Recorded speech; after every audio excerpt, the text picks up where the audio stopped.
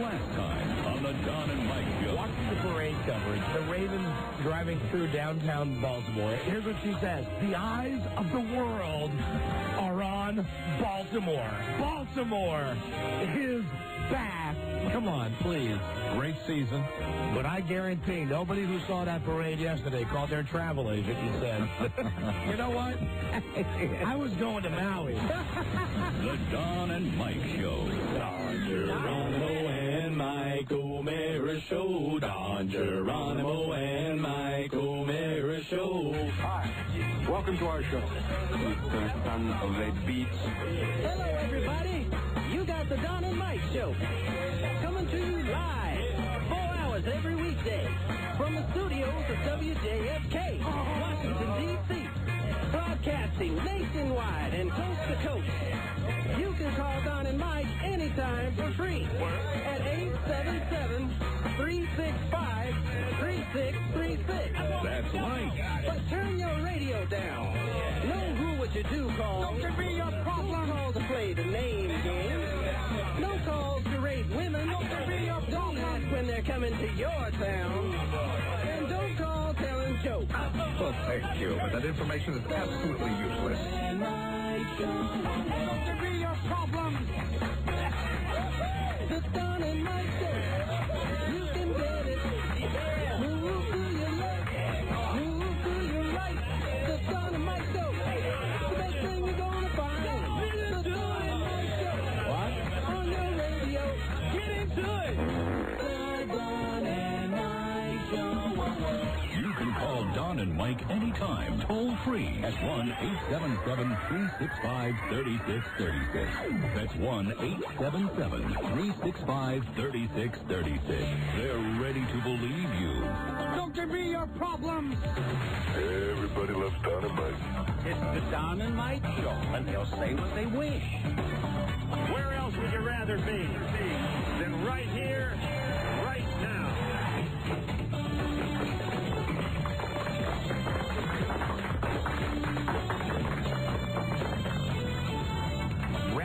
Rabbit. First of the month. First, to give all thanks to a man some of you know as Allah, some of you know as Buddha. Look at that belly. Some of you know as JC. I know him as Bill Hockford. Ladies and gentlemen, please welcome Rob Spiewak. Take it away, Rob. I'm Rob A. Rob Spiewak from the Don and Mike Show on WJFK, and I want to know, are you ready to help our team do a big win over the Giants today? What do you say, fans? Rob Spiewak. Hey, what do you say, fans? Rabbit Cube, and you know our prayers go out to Bill Hockford. Why? He had a minor surgery today. He had his thumb removed, so his prosthesis would fit better. So we wish him all the best. Gotcha. Good afternoon, Mr. and Mrs. $200 Bill and all the ships at sea. Broadcasting with all of their 416 digits and their 115 degrees of body temperature. Yes. It's Don Geronimo and Mike O'Mara. Thank you, Robbie, and hello, and thank you for listening, everybody. Yes, Rabbit. It's a new episode on Thursday, February 1st. And we still come to you via the auspices of Westwood One. I laugh when I say the name of the company. Oh, wow. Westwood One. Yeah, proud to be an American. Proud to be affiliated with Westwood One. Oh, you're killing me already. Bringing a tear to my eye. Phone number same as it ever was. Thank you, Timmy. Phone number 877-365-3636. And don't forget the motto at Westwood One. Don't give me your problems. There you go. What can we say? Welcome to my world. That's what they have in the letterhead. Sure. Don't give me your problems. Right on. You go to Westwood One, you go, hey, listen, hi, we got a slight problem. Don't give me your problems. All right, we'll call you back next week. Hi, listen, it's the Don and Mike Show. We're calling about... Don't give me your problems. Hey, sorry to get you so upset. Hi, listen, we're calling about getting the show cleared in some bigger markets. Westwood One. Don't give me your problems. Hey, but remember, it is always built with you in mind. Built with you in mind. Built with you in mind. Don't give me your problem. Right. Gotcha. Okay. Hi, everybody, and welcome to the show. New episode. Glad that you're with us today. I promise we will get right to the tape of Lisa at the Ravens parade, as we promised we would. Wonderful. Do that early in the show. Excellent. Since the freshness date on that is rapidly decaying. Yeah, it's actually getting a little gray around the edges. Yeah, the Ravens parade was 2 days ago, so we'll get to that. Also, we'll pepper in some of your telephone calls. Pepper. Let me just tell you a couple of things. First, sucks to be me because our roof is leaking. Again? Again. You've always had problems with your roof. We just had a new roof put on the house. Spent a fortune on it. Well, yeah, well, that's under warranty, but it doesn't, keep you dry. Yeah, so now in our house there's gigantic tarps everywhere, and we have buckets everywhere, so that the roof is leaking, and there is a slight concern from a man who came out today, just a very slight concern that the entire roof on our house may cave in. Oh, my God. Because up by a skylight there, apparently there was a crack that has gotten bigger and bigger and bigger. So is it actually dripping because we haven't had a lot of precipitation, which would mean there's... No, it rained a lot 2 days ago. So that's still moisture that's... Right, so what I'm saying is once it stops, if it's leaking when you're getting the precipitation, it's one thing. But if it's still like dripping 2 days after it rains... Correct. Means you've got like absorbency up there. You were right. Which probably is the reason why he's concerned about the roof That's caving right. in. The guy says, listen, there's probably a very small chance that this could happen, but I should let you know there is a slight chance that the entire roof could just buckle. Wow. Did you contact the people that put the new roof on? I let my wife handle that. Oh, my God. I just called her and said, hey, listen, the guy says that the roof on the house might cave in. Oh, my God. Man. So anyway, wow. Hi, everybody. Oh, listen. Good afternoon. Last night, I watched both shows. I watched the whole Survivor because I'd only seen the first half when I was at the Super Bowl. Okay. And then I watched, of course, Temptation Island. You changed your opinion on that lady? Did you still want her to stick with her, or were you glad they voted her off? No, I thought the one that should have been voted off was Kimmy.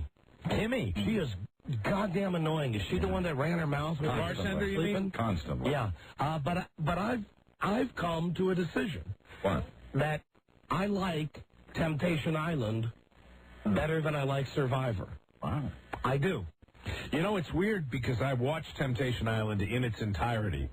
And while I got into it more than I have in the past, I still think that Survivor is a better show just on pure interpersonal dynamics. There's not the BS factor that exists on Temptation Island. I'm getting bored with Survivor. I'm getting bored with the format of the show. Right. I'm definitely way past the tribal council. I'm definitely past that. I'm all for seeing, and my favorite on Temptation Island is that Mook Billy. Billy, I believe Billy is out of his league. I believe that she is going to cheat on him, even though she was crying at the end last night when he was doing that redneck Mook dance. When he was pulling on the string of his pants. Would it be safe to say Billy is the dumbest of all the people on Temptation Island? Yeah. By leaps and bounds? Yeah, you're not going out on a limb there. Billy, me mad, she drink shooter out of navel. And what's her name? The bartender? No, the blonde with the dreadlocks. Billy's girlfriend. The best-looking woman on the show. The best-looking woman, I think, either single or married, is that woman. She's better looking than any of the girls that they have lined up for the guys to date. She's model pretty. I mean, she really is. Mandy, something like that. Starts with an M. Yeah, it starts with an M, right. Yeah. It might be Mandy. And then she's in, at the very end of the show last night, she runs off and cries over him. She cries at the end of every week's show. Does she really? Yeah, so far, it seems that way. I watched them both back-to-back last night. I think she's going to do it with somebody.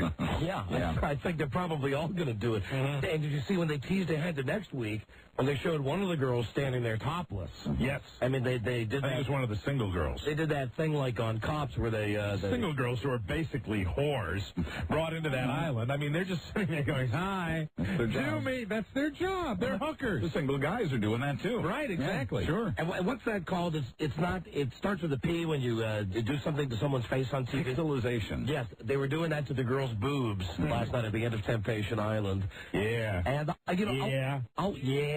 I'll watch Survivor tonight, to see who gets booted off. I'll watch that instead of watching Friends, but I really think I'm starting to sour on Survivor. Well, I like Survivor, but then again, I was late to the party on Survivor the first time around. I only got into it towards the very end, and now with starting from scratch, I loved who they voted off. I loved that they voted off that prison guard. I could give a rat's ass about, light the torch, and everybody, you got to get the torch from here to here, and you got to... Here's your immunity icon. Yeah, climb over this bridge, and please, for the love of God, someone take one of those 2x4s and just smack Jeff Probst in the head. And you do agree, though, the guy in Temptation Island is Jeff Probst wannabe. Yeah, he's just as bad. In the first order. Yeah, he's just Jeff Probst wearing a Miami Vice-type clothing. Right. They're twin sons of different mothers. Did you see on Temptation Island last night when they had the black-haired guy, the kind of slicky boy, tanned guy that always has his shirt open, and he left a message for his slightly challenged girlfriend, who, the message was something along the lines of, "You're in my thoughts every day. Have a good time. I'll see you later." Yeah. And then she comes back. They cut to her, and she's saying, "He said everything I wanted him to say." Is that Katya? Yeah. Male model? Yes. I hate him the most of all. I hate him the most, too. Worse with his blue sunglasses. He's such a dick. He really is. And then she comes back after he gives her this, lousy message, and she's like, "He really said what I wanted to hear." It's like, he said nothing to you. Look at her. Yeah.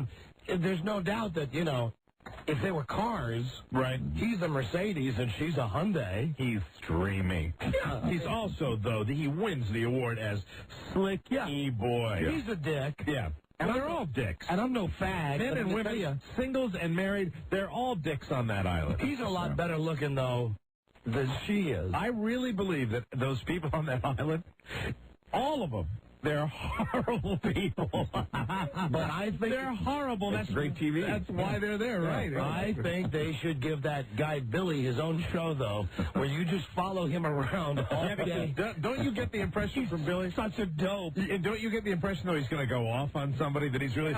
Billy is the one that would win the award for he might start swinging at somebody. And you got to worry about any guy. I mean, generally they do it in athletics, where a guy's name is Bill or Will or William, and they call him Billy. Right.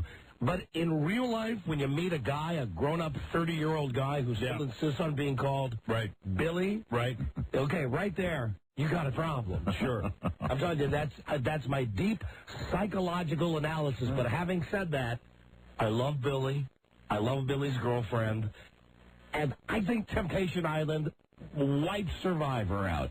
I like them both now. I enjoyed Survivor Sunday night, and I enjoyed Temptation Island more than I had by watching it in its entirety. The only thing about Temptation Island, a lot of the times I'm getting the impression, like, for example, when they sat down with the guys and the girls and they showed them the video clips, the video clips sucked. I mean, there was nothing in those video clips, and it was awfully, you talk about the tribal council, it's an awful lot of setup to have them sit down there and then they show these, very innocuous clips. But I thought last night they did do one thing that was good when they took the clip of the guys when they didn't know that they were being videotaped. When they were talking about Billy going to lasso the girl. Yeah, take her to her room and ride her hard. Right. Now, if they did more like that. And they cut them at a good time, too. If they took more tapes where the guys and the girls didn't know they were being taped. So it's winding up, right? Temptation Island is they're talking about they've got 2 more dates. Right. So, and the last date is going to be the most romantic and the late night date.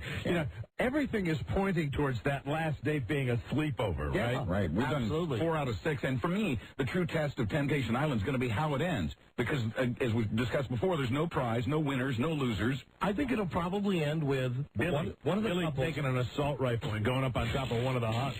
No, one of the couples will stay together, and the other 2 will split up.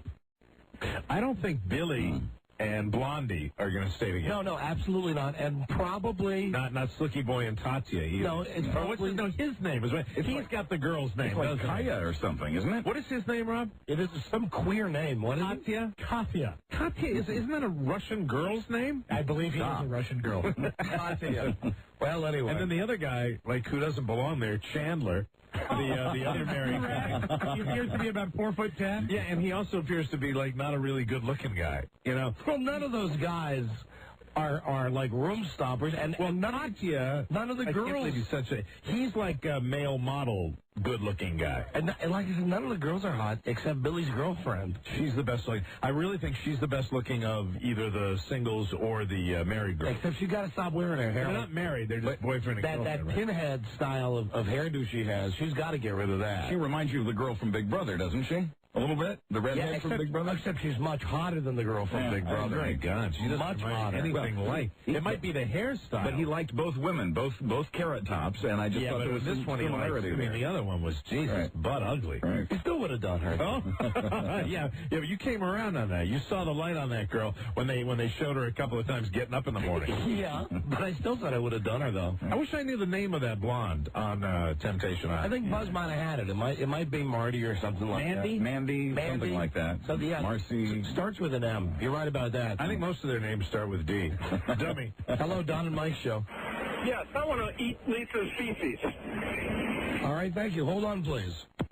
Lisa, line 6 is for you. Got it, thank you. Okay. Hello. Don and Mike, Radio Czars. Hi, Don and Mike Show. Hello. The thing about Temptation Island over Survivor is the fact that Survivor's a bunch of people that don't know each other. This is like people that have been around and they're sticking it to them on purpose. I mean, who doesn't want to go on that island just to do that? That's why it's so much better Survivor. Who cares if they vote somebody off? Big deal. But we get people crying, screaming because they're out licking things off of people. It's great. All right. Thank you, my friend. Hello, Don and Mike Show. Hello. Hi, guys. I'm insensitive. Hello. Yeah, thanks for taking my call. You're welcome. I wanted to mention that the quality of the contestants on the new Survivor is a lot better. There are a lot more large breastises, and even the guys are less round or freakishly skinny. Yeah, there are women that are just good to look at on this year's Survivor. Yeah, but wait until they get a couple of weeks on them. I mean, wait until they get the moles on, you mean the bites? Yeah, and the scabs on the legs. Don't you think Survivor's also got more? I mean, when they went to that fruit, it's like, ooh, figs! And they opened the figs up, and they got insects in the middle of them. I mean, that's right away. That was one of the better things. And this week, did you see the crap they're going to have to eat this week tonight? Listen, I'm telling you, you're talking to the wrong guy, because I'm jaded on Survivor. You'll never come back. I'm already burned out on Survivor. I'll watch it tonight. Sure. Although Frida's already told me that if I want to watch Survivor, I got to watch in my own room. So she's not into it. No, she says she'll tape it. Right. She wants to watch Friends. Looks like they're eating all sorts of gross stuff tonight. I mean, like real gross stuff. The super-sized Friends. I'm so over sitcoms for a while. Hello, Don and Mike Show. Hey, Don and Mike, how you guys doing? Hey, buddy. Hey, I was wondering, seems to me you're a little obsessed, or that's maybe a harsh word, with the women of redhead. Yeah, I got a thing for redheads. Well, Mandy's not really redhead. No, she's a blonde. Although that hair Get color, that fake hair color, it's like that orange. changes all the time. I tell you, here you go, Rob. my Your wife's name. redhead, and there's definitely truth. Red on the head means fire in the hole, baby. Right. Thank you. Thank you. Her name is Mandy. Oh, Mandy. It's Billy and Mandy. Well, you came and you gave without taking. And I sent you away. Oh, Mandy. You kissed me and stopped me from shaking. And I need you today. Oh, Mandy. You always know more of those Manilow lyrics. I'm not proud of that. No, you're not. Those them all. I'm not. You play it to the label with Manilow. I am music. And I write the songs. Mike? Yes? This one's for you. Wherever you are. Hey, it looks like we made it. Hold on a second. Oh, boy, I think at the Copacabana. I can't smile without you. And I think so often about our weekend in New England. Oh, God, that's scary. I know. That's scary, Barry. And did I say this one's for you? Wherever you are? Sure. Oh, you didn't have that one? Yeah. Hey, well, then let me just say this, Mike. McDonald's is my kind of place. It's such a happy place. That's right. Yeah. Well, that's a Barry Manilow song. Yeah. It's a miracle. A true blue miracle. A true blue natural miracle. The miracle is you. Woo! God. Oh, Mike? What? Could this be the magic? At last? I'm going to barf. I'm sorry, I know them all. Scary. What do you got on CD, Rob? It's a good surprise. You'll like it, but I just want to say to all of us, it looks like we made it. Yes. We had that one. We had that one. Had it. We go away. Oh, God.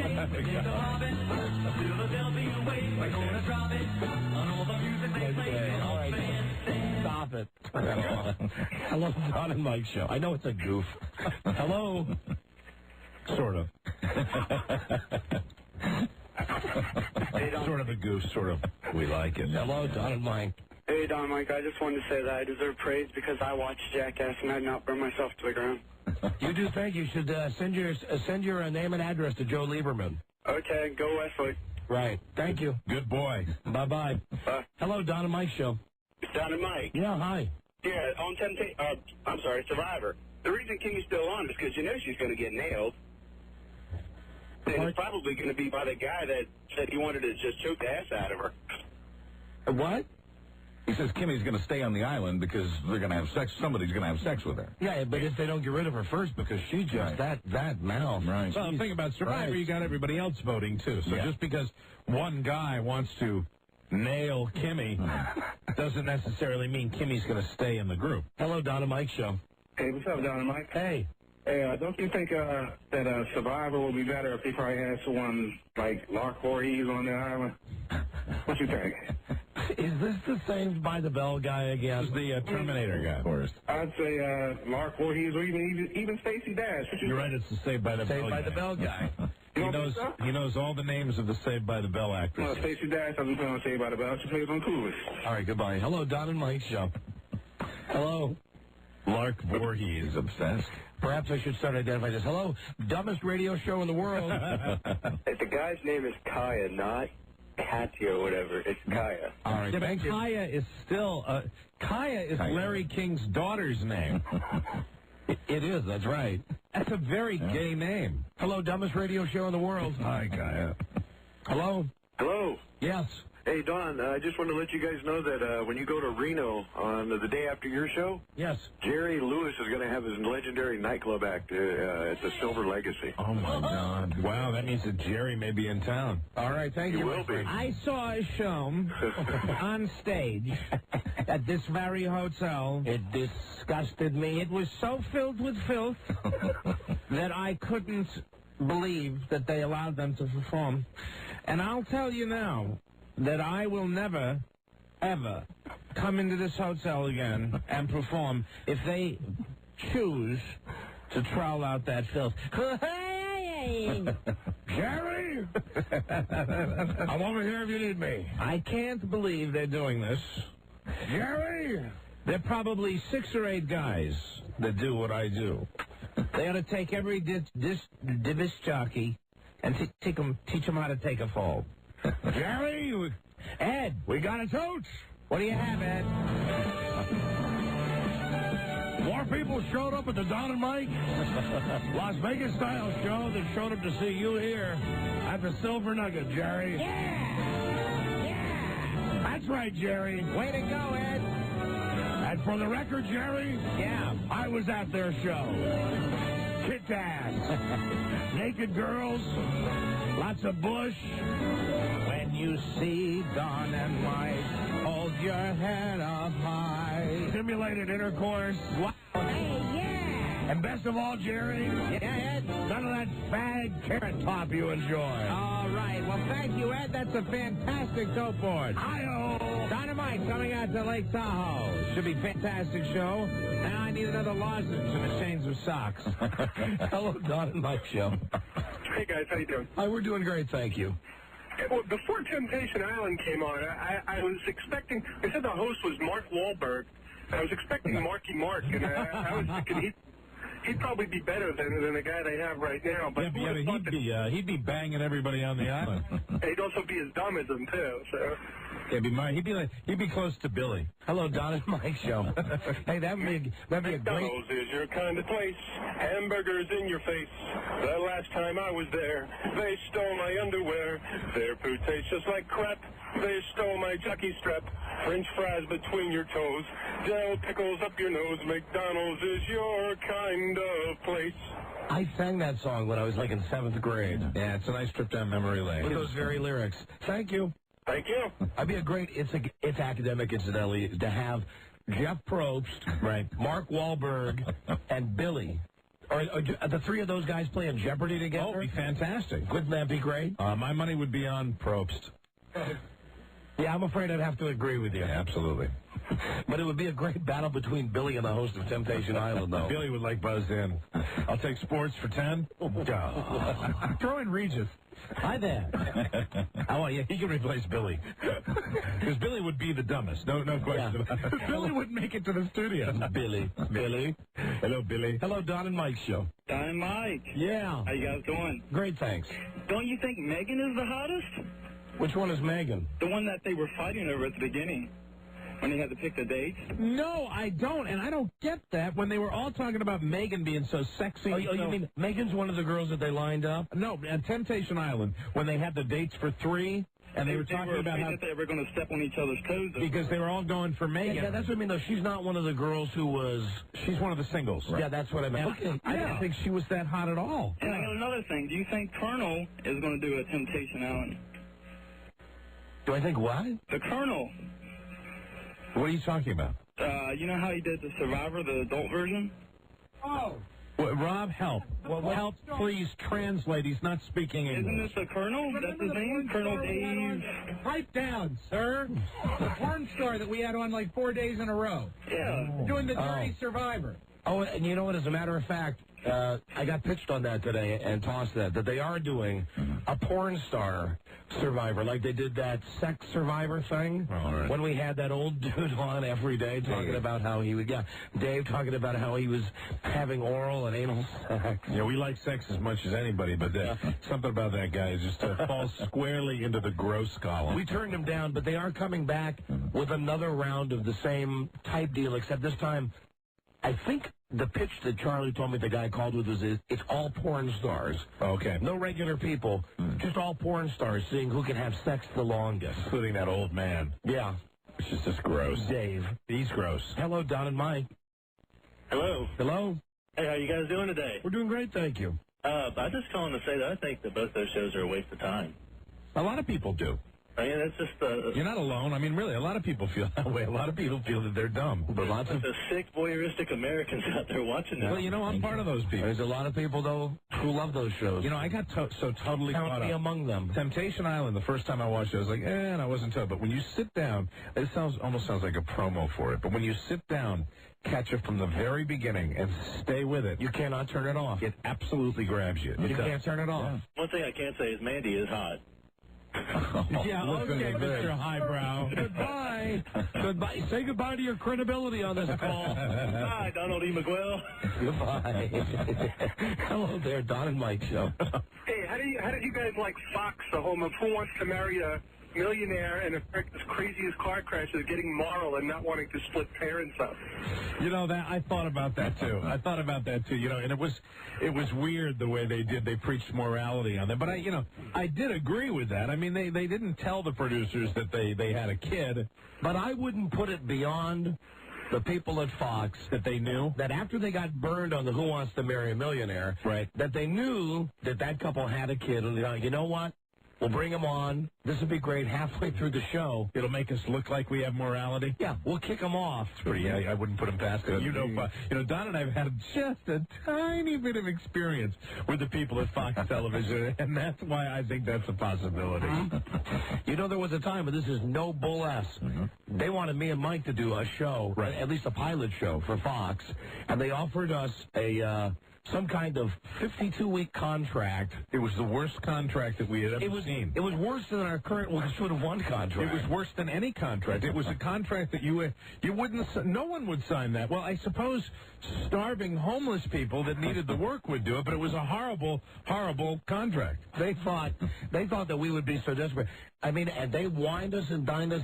They had us in a hotel suite, Right. and it was like champagne, shrimp cocktail, anything you guys want. They were saying, you're the next big thing. We imagine you guys, just two regular guys talking, doing the show that you do on the radio. They had these two talent development people that were whining and dining us, and their big claim to fame when we were up in this hotel suite is that they kept calling Cato Kalin. That this guy was good friends with Cato Kalin, and that's back when Cato Kalin was, red hot. Was right in the OJ thing, right? As hot as he could ever be. You're saying, you guys, you're going to be the perfect show to go between football and The Simpsons. Sure. That they had a time slot for us. They said, you're a perfect bridge between football and The Simpsons. And we said, great. All of this is great. Let's see the contract. And it was a joke. We sent it to our agent, and it was laughable. Yeah. Our agent said he wouldn't recommend that anybody's. Listen, I know it's a wonderful opportunity, but I'd really love it if you could get paid. And frankly, I think the people at Fox were shocked that we were two disc jockeys who had been offered a shot at a network television show. Yeah, they were running down this shopping list of comedians that had signed the similar contract, none of whom we happened to recognize. It was just bad news. It was one of those deals that was a development deal. I think the deal is this, that if you sign a contract like that, the only way you're going to make any money, and I mean any money, is if the show becomes such a smash that you can hold the network up. Otherwise, you're screwed. I mean, even if you've got average ratings, you can't do that because they'll cut you loose. I mean, I'm not kidding when I tell you this. Seriously, when we really read the fine print of the contract, I believe they were going to pay us about $150 a show. Yeah, exactly right. Which is not even, SAG scale. And we had to, jeopardize our radio career by, did we have to, give them 6 weeks? Yeah. We had to give them 6 weeks where we would have to travel and promote the show. So we went to the people here and said, what do you think of that? And they're like, oh, yeah, no problem. They said, right, F you. No problem. Is that in addition to your vacation schedule? We said, well, yeah, we were kind of thinking that. Oh, yeah, no problem. That's right. That's right. But technically, for the record... Yeah, take 10 weeks off a year. No problem, guys. For the record, though, we were offered a shot on Fox. Oh, and I mean, really, they were so forceful with us. They flew up to, was it Sacramento? They flew to Sacramento. And they met with us, and then when it got down to the paperwork... And we were so mad at first. Remember how mad we were at our agent at first? Because he was like, we thought he's the great naysayer. Yeah. And then he explained it to us. This is what it would amount to. Thank God. What? Thank God we have an agent. Otherwise, me and Mike up at that hotel room. Oh, yeah. When they're boozing us up and telling us the contracts. Yeah. We would have signed them right then. We would have signed them. Absolutely. That's what agents are for. We'd be out there, with a show on Fox and living in a trailer. Put us on TV. Hello, Don and Mike Show. Yes, it's a call from California. I'm Mr. Jive-Ass Rick Dees, if you please, with a question for Mike O'Mara. Yes, go ahead.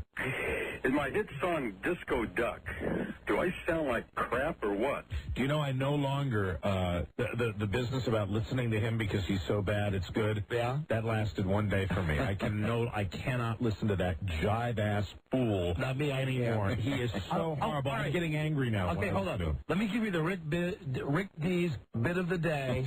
This is really... And then we'll go to break and we'll play Lisa's tape. Makes me angry that this guy's on the radio. And he took 5 minutes to do this bit. I'm going to condense it down for you to 30 seconds. Cool. He comes out of a record, and he goes, hey, good morning, it's Rick Dees. I want to tell everybody about a phone scam going on right now. A phone scam. If you get an email, or you get a page, or you get a message from someone telling you that a loved one is ill, or that it's an emergency and you should call area code 892, do not make that call.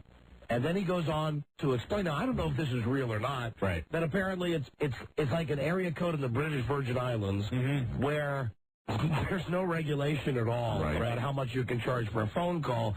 And if you make this call, they keep you on the phone for a couple of minutes, and then you get your bill and you charge like $2,000 for one phone call. But he spends 5 minutes setting this up, and he says, now... I'm going to take $2,000 of the station's money. I'm going to make the call. Please don't you do this at home. I'm going to make the call to show you what you should look out for. And you got the sound effect of him, doing this on the phone. Yeah, everything pre-recorded. Obviously, he's just doing fake numbers. Right. And then you hear a ring. And he goes, all right, this is very exciting now. We're going to expose this scam on the Dees show. And this is the payoff of the bit. The lady goes, the number you have reached, 586-2527, has been changed. And it's the actual tape of an operator. The new number is, and then they splice like 20 numbers together. So this is the payoff to the bit. He goes, here we go. And he goes, the number you have reached, 586-1257, has been changed.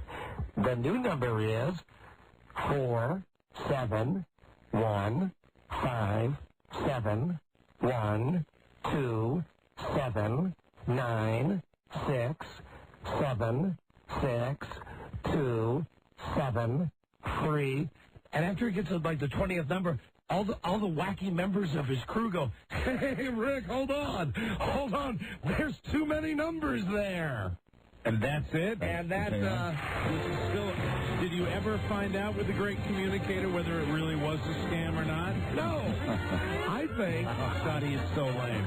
I think as I was listening to it, it was just an excuse, right, to get to the payoff of playing this tape of the operator that has all of these numbers spliced together. He is so jive. I'm telling you. It's annoying. It's the worst show. It's annoying. Rick Dees is the worst disc jockey I've ever heard in my life. How a disc jockey like that has been able to stay on the air as long as he's here. You know, I guess if you're jive enough, you can survive in this business. And he pulls it off because he's surrounded by... Right. And incidentally, where can you and I get some of these people who will surround us? And when we do something, I mean, we do some stuff on this show that's shocking. Right. And the only person we got to react is Rob, who most times is eating. Yeah, Rob. I mean, but everybody on this show has seen it all. So, I mean, if you could get up there and take a dump on the console, and it wouldn't matter. Yeah. But he does this, and like by the time he gets to the 20th number, all the people in the entourage go, oh, Rick! Oh, you are cutting edge, my boy.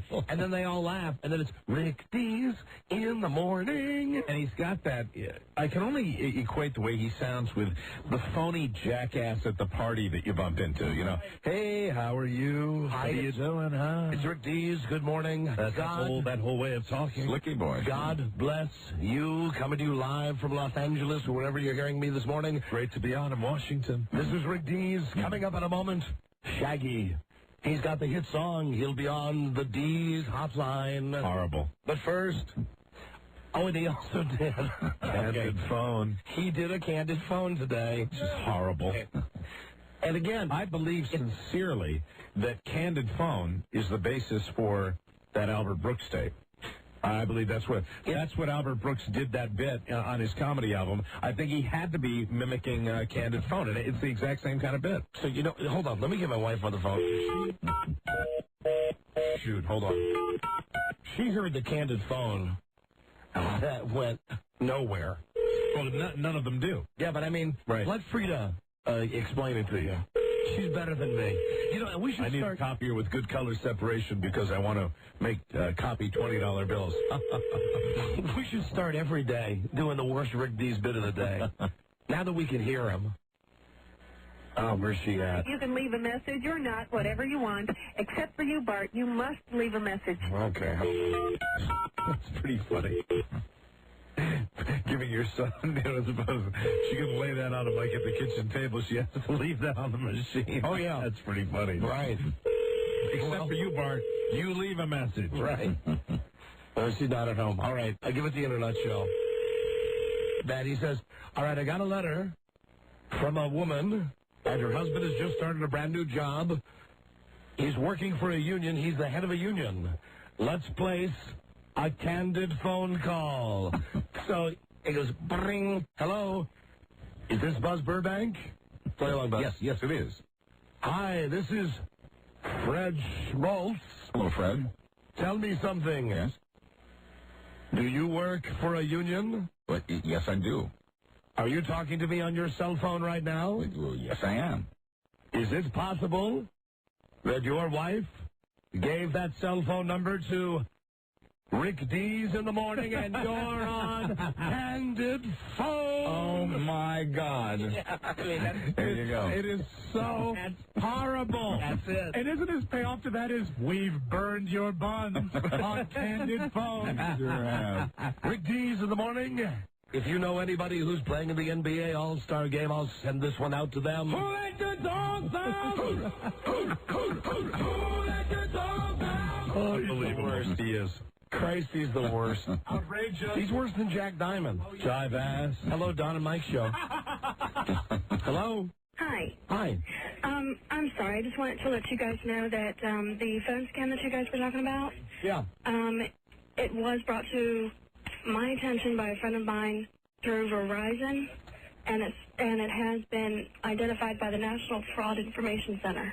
All right, sorry, that's good. I'm glad we got a clarification. You know, you wouldn't know listening to Rigdon. You wouldn't be able to find out because he's such a poor communicator. And that's the thing. I'm glad that we have one of our listeners call us and tell us that it really was a scam. Because there's this whole thing about, don't accept any calls from area code 892. Don't call there. But wait, let me take some of the station's money now and place a call on the D's phone now. Unbelievable. $2,000 of the station's money.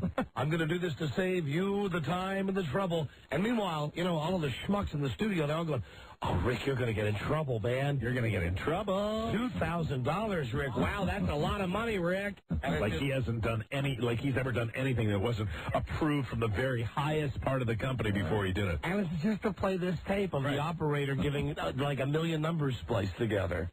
Aye, but it's real, right? Yes, it is. It's also being used by area code 809. That's the one that I was told about anyways. And All right. it's based out of the British Virgin Islands. Gotcha. Well, who knows? That could have been the area code. Well, just remember, ma'am, don't call that number. Thank you. Thank you. If Bye. you please. Thanks so much. If you please. Everything's ended like that. He goes up like that. Right. Jive ass, total jive ass. Rick Dees in the morning. I've gone from being amused at him. I hate him now. I hate him with such a passion. No, you gotta. I can't help it. I can't help it. You gotta hate him so much, Right. that you can enjoy him. You've got to enjoy right now. You guys got a lot of him when we were out in L.A., and I just got little bits and pieces. Right now, it's just making me mad. It's making me mad that guy, hi, here I am. Rick Dees this morning. Hey, who's on the Dees phone? And I heard this one too. It's his wife. Where he goes, Rick Dees on the phone. Who is it? Hey, Rick. What's this? God. And it's his wife who calls in and does bad impressions. I mean, he is something. God damn it. Dees. Rick Dees, I want to tell you something. Big choice tonight. What? Oh, and this was his big thing on the show. What will you watch tonight? Survivor versus Friends? Need your input, 1-800-RICK-DEES. That's such an L.A. question. Let me know right now, what will you be watching tonight? And he probably has somebody who watches television for him. Or he's getting like a mud bath. The Rick Dees in the morning show. Rick Dees. Are there times when you have to have fresh breath? Hey, what will you watch? Will you watch Friends or will you watch Survivor? I'll be getting a coffee enema. Won't have time. Call me, Rick Dees. Which will you watch? Will you be loyal to Courtney, Jennifer, and Matt?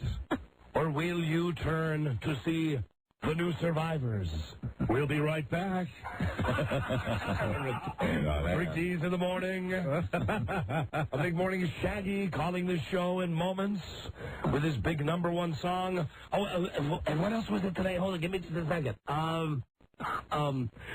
Which member of NSYNC wishes he could be a comic book hero? Call now on the Dees phone. God. 1-800-RICK-DEES. Oh, man. I play a record. He comes back and he goes, that's right, it's Justin Timberlake, and he would like to be Spider-Man. And I mean, it's not even funny. And you throw your hands up in the air and go, why? God damn. This guy's the worst. But he's so bad. Are there times when you have to have fresh breath? There he is. He's so bad. You got to listen. And the station here in D.C. that runs his show, Z104, see, the thing is, they're taking a show that aired yesterday and they're playing it today since he does his show on the West Coast. So they've got like 20 hours to cut and paste a show together. Right. And they're doing a piss-poor job of it. No, it's so choppy. The editing is very bad. They're like, he'll come on and go, Z104. Then there's 5 seconds of dead air. And then they just pick him up in mid-sentence. Right. Where he's talking to somebody. So what do you think about the Lakers last night, Ellen K? Shaq still out with the hurt foot. Save for a D's T-shirt. What is Shaq's shoe size? Largest shoe in the NBA. God. Have it for you in just a moment, along with, oh, you want to hold on to this? A phone scam. A phone scam with Rick Dees in the morning. Total jive ass. Oh, my God. Which will you watch? Survivor or Friends? Yeah. Call me right now. Results at the end of the show.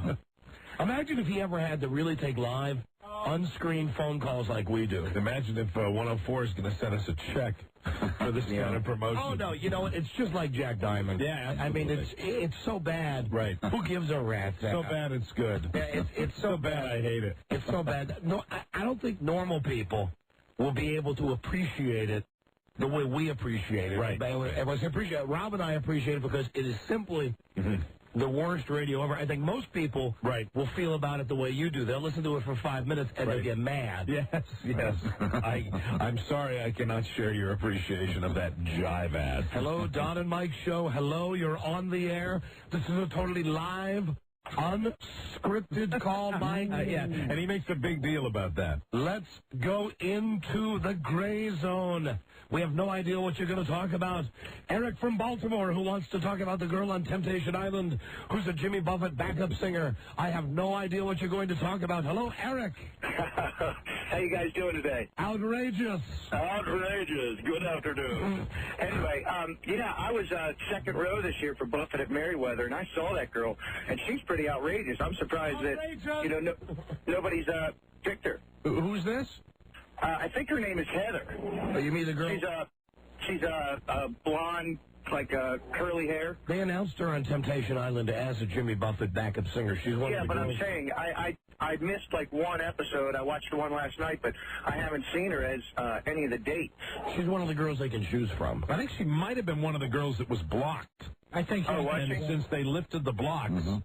Yeah. And my wife couldn't believe that last night on Temptation Island that the women voted to lift the blocks. And I said, honey, you don't understand. These are not the kind of women like most guys are married to.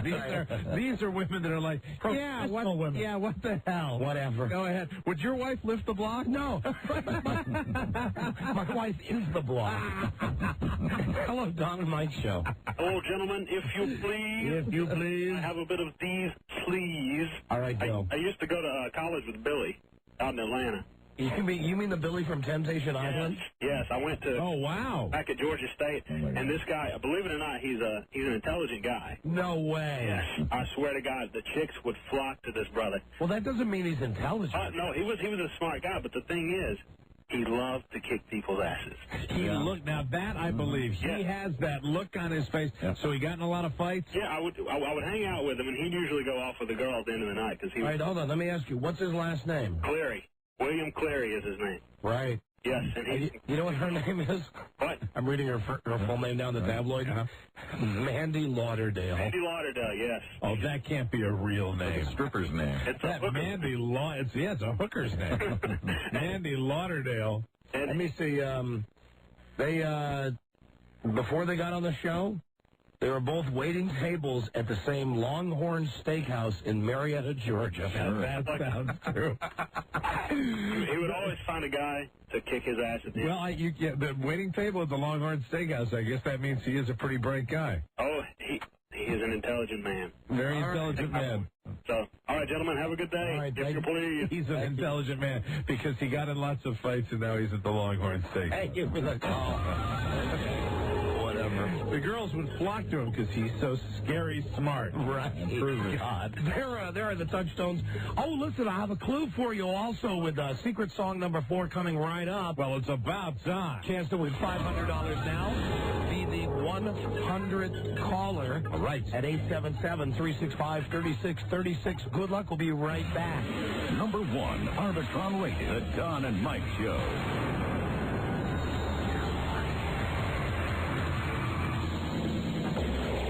All right, it's time for another kooky, crazy call. Another kooky, crazy call is a copyrighted feature. And this time, we're calling a pet store. And I'm going to disguise my voice and attempt to purchase 10 parakeets. Let's see what happens.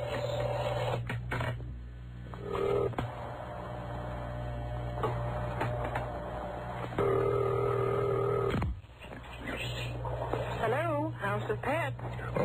Yes, do you sell parakeets, there? I guess we do. Uh-huh, excuse me, how many do you have? I think we have 7 or 8 at the present time. Well, I'm going to need 10. Well, we have another store in the area, and I'm sure we could get 2 more from them. I see, in other words, you'd have to go to another store then, huh? Yes, we would. Okay, well, let me think about it, and I'll get back to you later. All right, thank you.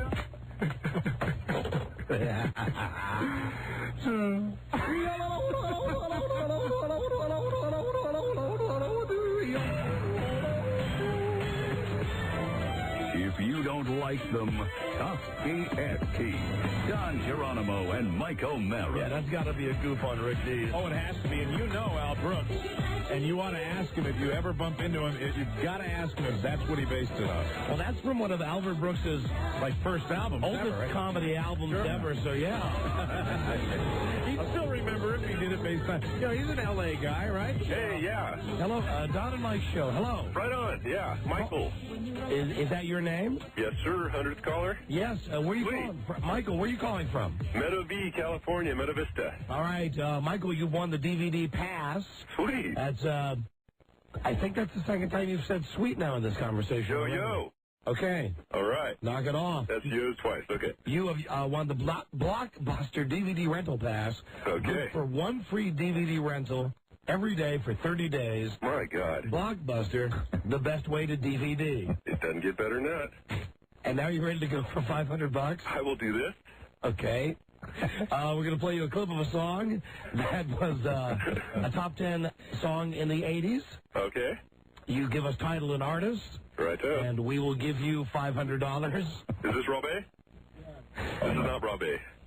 Okay, you will give me $500 if I get it right. This is a very thick-headed man. I'm sorry, sir.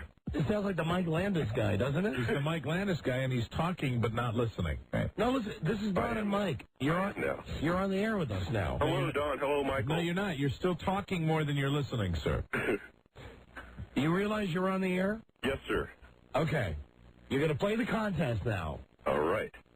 And here is your clue. Okay.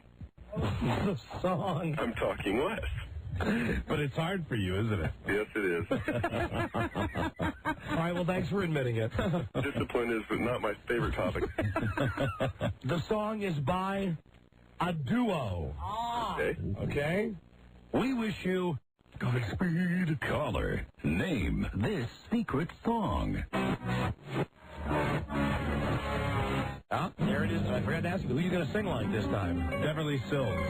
And the money we're giving away for Secret Song is sponsored by our friends across the hall at Main Street Title. And the old song in your favor. Yeah. All right. How's that for gay? Isn't that gay? That's very gay. No. For $500, what's the song? Abbey Lane by the Beatles? Yeah, the Beatles are one of my favorite duos of all time. Good listening once again. Way to listen to this. You didn't listen. No, sir. Hold on, please. Sir, duh. Hold on, please. Charlie, what did you just say in my headphones? Yes, I did. Charlie just said my headphones just said, and the other clue that we've given all along is from the 80s. From the 80s. And he guessed Abbey Lane, which isn't really a song. Right. Right. Penny Lane. Right. Or Abbey Road. Abbey Right. Road is the album. Abbey Lane. Penny Lane is the song. Listen, if you are tuned in I love that song, Strawberry Skelter. If you are tuned in on WNEW right now, call the same phone number, 877-365-3636. They have finally worked this deal out. Very good. So we give away prizes in New York. Excellent. Someone at NEW is answering the phones now. Be caller 100, and you get a pair of tickets to the XFL home opener, Giant Stadium, for the New York, New Jersey Hitmen versus the Birmingham Bolts. Is that the full name of the team, the New York, New Jersey Hitmen? Yes, it is. So call now. Call 100 if you're listening on WNEW and you win the XFL tickets. Right. I got a call from Leslie Gold, who does the midday show on NEW. Yes. A very nice lady. Talked with her a couple of times over the last couple of weeks. You know, because we offered our support on the show, and when she was fired but not really fired. Yeah, when all that crap was going on up at WNEW. And she sent me along a copy. She called me a couple days ago and sent me a copy from Crane's New York Business about all the stuff with her and us, right, on WNEW. And you want to know what's wrong with that station? Listen to some of these quotes from Jeremy, okay? Let me see. When WNEW fired the radio chick earlier this month, industry observers were stunned. After all, lewd-talking Leslie Gold had high ratings. After she was canned, the mystery deepened when the Fall Arbitron rating book revealed her ratings had leaped.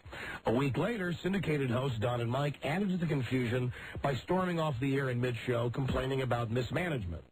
16 months after WNEW chucked its long-running rock and roll format in favor of a raunchy brand of all talk, the station seems locked in turmoil as it struggles to find a winning formula.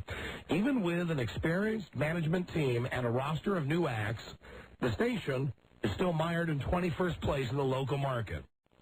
There's no sign management has this figured out, says Robert Umocht, a consultant and former editor of M Street Journal. That conclusion was only underscored last week when both the fired Ms. Gold and the tantrum-throwing Don and Mike ended up back on the air in a slightly revised lineup. Reversals are nothing new at WNEW. It's been struggling since its glory days in the 70s and 80s when it was the self-proclaimed home of rock and roll. So far, it's been a bumpy year. And here you go. Here's the quote now from the man in charge. All right. The man with a plan. Jeremy Coleman, new program director, says, "We don't have ratings. We've noticed that." Great quote. Way to go. To give Crane's New York Business. Right? Unbelievable. Just when you got a chance to put a spin on it, at least. I don't know how to spin. That's it. I've tried. When I try to spin, I fall down. We don't have ratings. We've noticed that.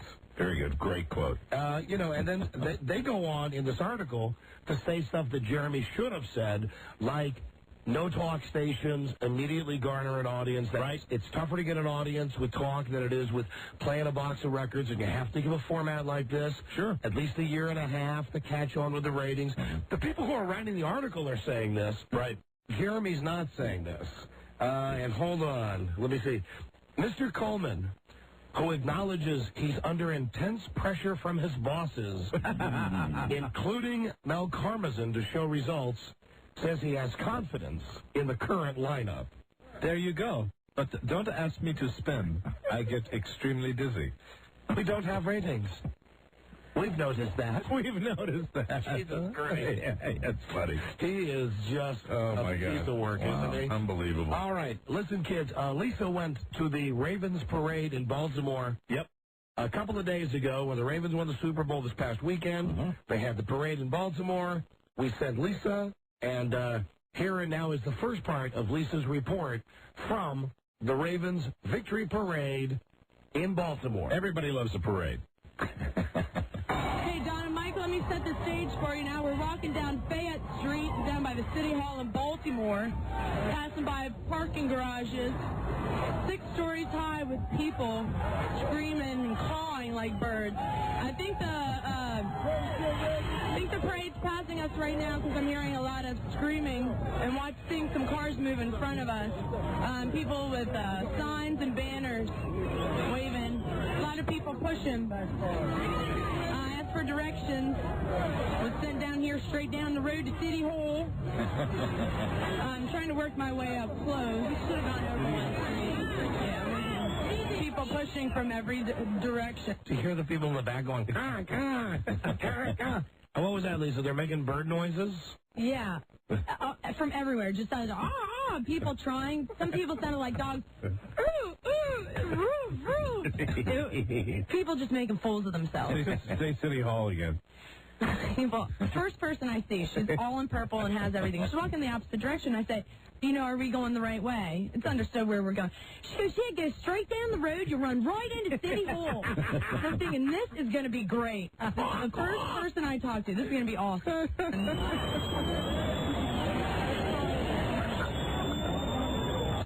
All right, now we go. Cut number 2 is, this is the first man that Lisa interviewed. Very good. At the parade.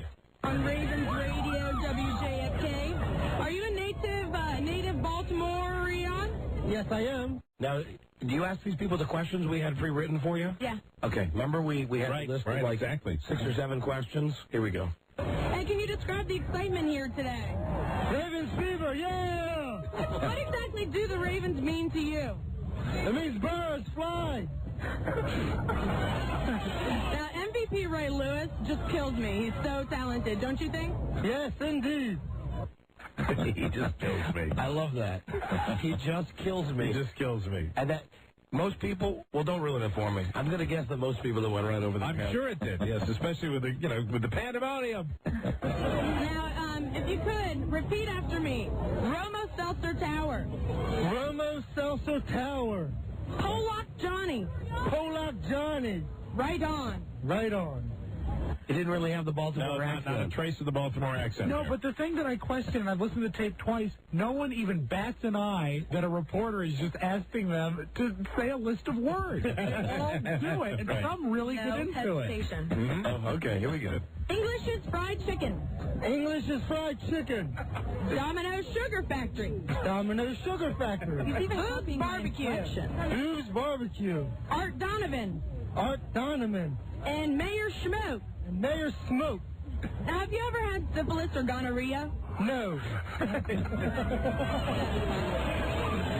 And final question, who let the dogs out? The dog pound, yeah! All right, so not a Baltimore accent so far. Did you bump into any Baltimore accents during this interview session? You'd be surprised that not really. Really? Okay. But I love listening to Lisa go out with the questions. I like Lisa's Baltimore accent, too. I think she does a formidable one, absolutely. I could listen to these interviews all day long. Here is a lady. Are you a native Baltimorean? Am I what? A native Baltimorean? Since I was 12. Since you were 12. Now, can you describe the excitement here today?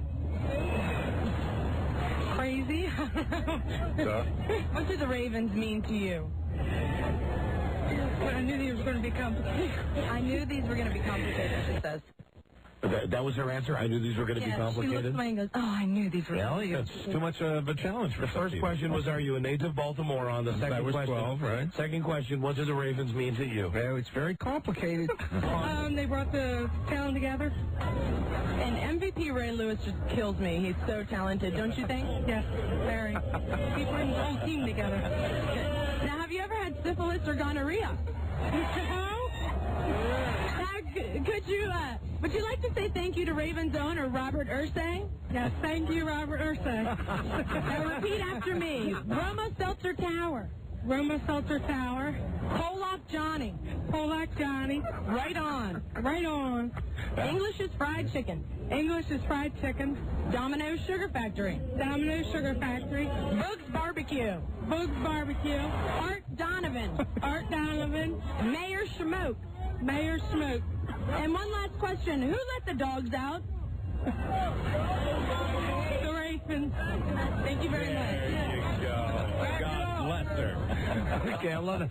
Okay, because there you work the Bob Ursay question. That's a great question, because she just went right by it. Thank you, Bob Ursay. Thank you, Bob Ursay. Are you a native Baltimorean? Actually, I'm from Washington, D.C.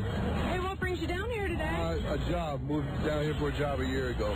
I see. Now, can you describe the excitement here today? Oh, it's great. You know, anytime a town gets something new and they're winning, and it's awesome. I've never seen anything like it. I've never seen the team get this excited. Living in Washington all my life, I've never seen them get this excited over a new team like this. So you're a Ravens fan now? I am now a Ravens fan. Coming here to Baltimore, the excitement is incredible, and I've become a Ravens fan, but I still love the Redskins. Of course. MVP Ray Lewis just kills me. He is just so talented, don't you think? Oh, absolutely. He's a remarkable athlete. He's dominated all season. You know, that's too funny. Nobody gets that. That's too funny. Ray Lewis just kills me. Everybody, oh, yes, he's fantastic. Yeah, fantastic, Mr. Ursay. Deserved to get MVP. Been carrying this team all season. Definitely deserves it. Hey, now, would you like to say thank you to Ravens owner Robert Ursay? Yeah. Thanks a lot for bringing this team, bringing this town happiness, a joyous occasion, and thanks to him. Okay, now, have you ever had syphilis or gonorrhea? No. Okay, now, if you could, repeat after me. Okay. Romo Seltzer Tower. Romo Seltzer Tower. Pollock Johnny. Pollock. You're not going to get the accent from him. Nope. English's Fried Chicken. English's Fried Chicken. Domino's Sugar Factory. Domino's Sugar Factory. Okay, I'm not trying to say anything about Baltimore per se, but this was the only guy. I mean, he was from D.C. He moved to Baltimore. Right. The only person I interviewed with a perfectly normal set of teeth. Now, this really shocked my sister. I took one of my sisters with me, and she's older, but, I'm familiar with Baltimore. I know what to expect in Baltimore, aside from the Inner Harbor and Fells Point. I know that there are parts of Baltimore that aren't so nice. Mm-hmm. And she was just in shock. She was like, oh, my God, why don't they have a citywide, dental plan or something? One set of really nice, normal teeth, and he wasn't even from Baltimore. Oh, okay. For anybody listening to us who doesn't know what Baltimore is about, just let me hit you with this real fast. Of course, you know Ray Lewis. That's funny. Right. We have Lisa say that him. The people, he kills me. Okay, second. Robert Ursay, he's the guy that stole the football team from Baltimore, and there was an outcry that could be heard around the nation. He's the guy who moved the Colts to Indianapolis. And it's so funny that so far everybody caught up in the joy of the moment is forgetting that this is the big villain. When we ask people about gonorrhea and syphilis, it's because Baltimore is the STD capital of America. And that's why, so far people are just caught up in the joy of the moment, right, Lisa? And the pronunciation of the words, I'm going to do it with Mike real fast, and Mike is going to give you how generally people in Baltimore talk. Because I think the words that you selected are absolutely perfect for the Baltimore accent. Mike, Bromo Seltzer. Bromo Seltzer. Domino's Sugar. Domino's? Wasn't I supposed to say the Bromo Seltzer Tower? Yeah, Bromo Seltzer Tower. Bromo Seltzer Tower. Domino's Sugar. Domino's Sugar. Boog's Barbecue. Boog's Barbecue. English's Fried Chicken. English's Fried Chicken, hon. Mayor Schmoke. Mayor Schmoke. Okay, that's... Ravens, who let the dogs out? Thank you, Mr. Ursay. Barbecue. Boog's Barbecue. Art Donovan. Art Donovan. Mayor Schmoke. Mayor Smoke. And one last question. Who let the dogs out? People are idiots, aren't they?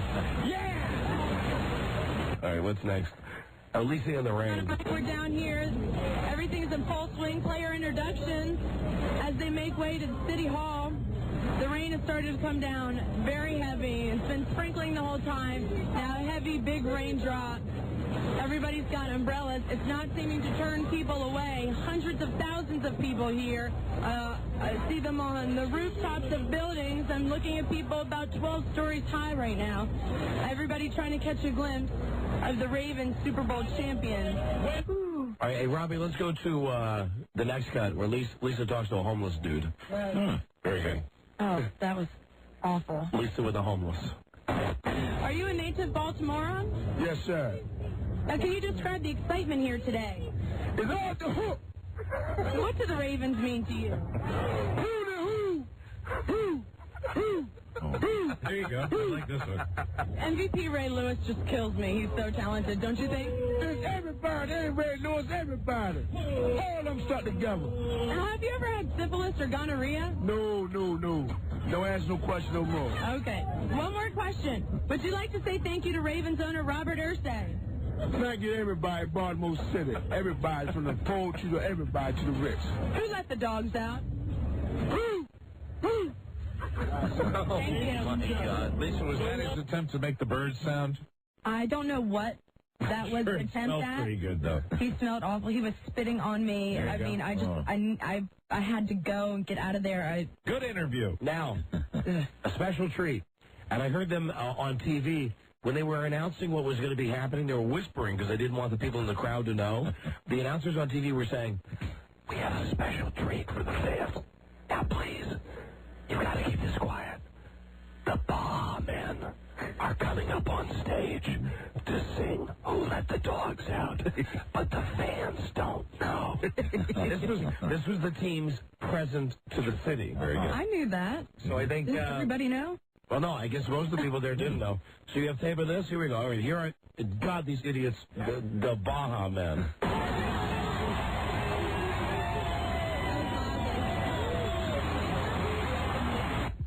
Oops. Live performance by the Baha Men.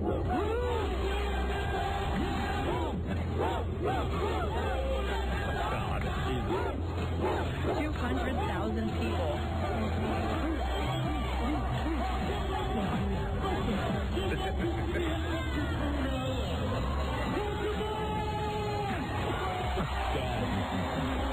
All right, let's go to the religious guy. One bit of military technology from some lesser country. We could be taken over. Yeah, we're done. I really think we're toast. Yeah. Cut number 9. Why are they taking us over? And then we got to do a break. And Lisa's still got a couple more people to talk to. Let's hear man who seems religious. Cut number 9. Okay. Are you a native Baltimorean? Yes, I am. Can you describe the excitement here today? Well, the excitement is very intense. But what I really think that there's a blessing that's here. You have unity. You have the love of God, right? He's sending down a spirit. That's why we have this unity here right now. Above all, that's what's going on, right? So there's unity. You know, there's a spirit of God above all that's Okay, I'd wait till you ask this guy the syphilis question. going on right now here. Just as the game the other night, I was going through the tunnel, right? And it's kind of amazed me that people were speaking that... I didn't know you actually got to speak to Jesse Jackson. Jesus, this guy, shut up. He did introduce himself to me afterwards after I turned the tape off, and it was Brother Jackson. Brother Jackson. He does not speak. That's a blessing. And that's what we need now. The Ravens are very important to you. Well, the Ravens are very important as far as the game of sports is concerned. But when it comes to people, right, God is important. And when his spirit... Christ. When do you ask this guy the questions?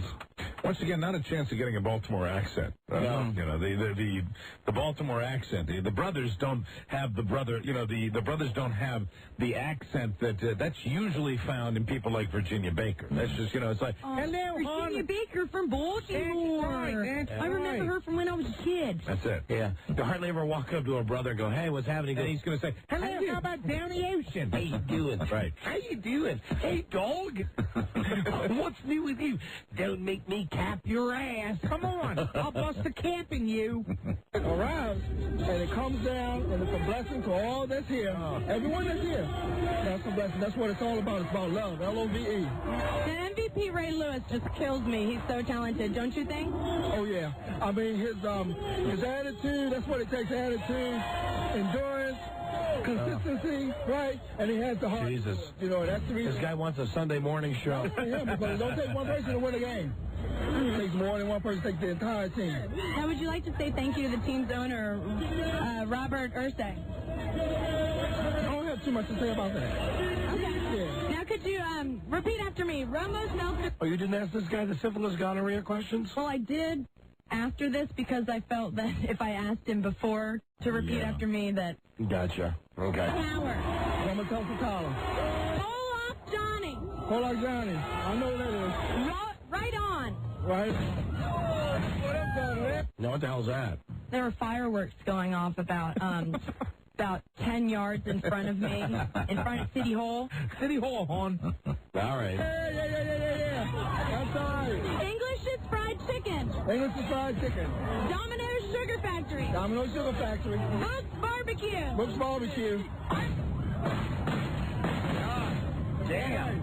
All good. Art Donovan. Art Donovan. Mayor Smoke. Mayor Smoke. Now, have you ever had syphilis or gonorrhea? No, I haven't. Okay, one last question. Who let the dogs out? Thank you very much. My name is Brother Jackson. Brother Jackson. There it is. My name is Brother Jackson. All right. Now, the next one says, man who dislikes Baltimorean. Oh, yeah. He was a character. Ah, very good. Okay.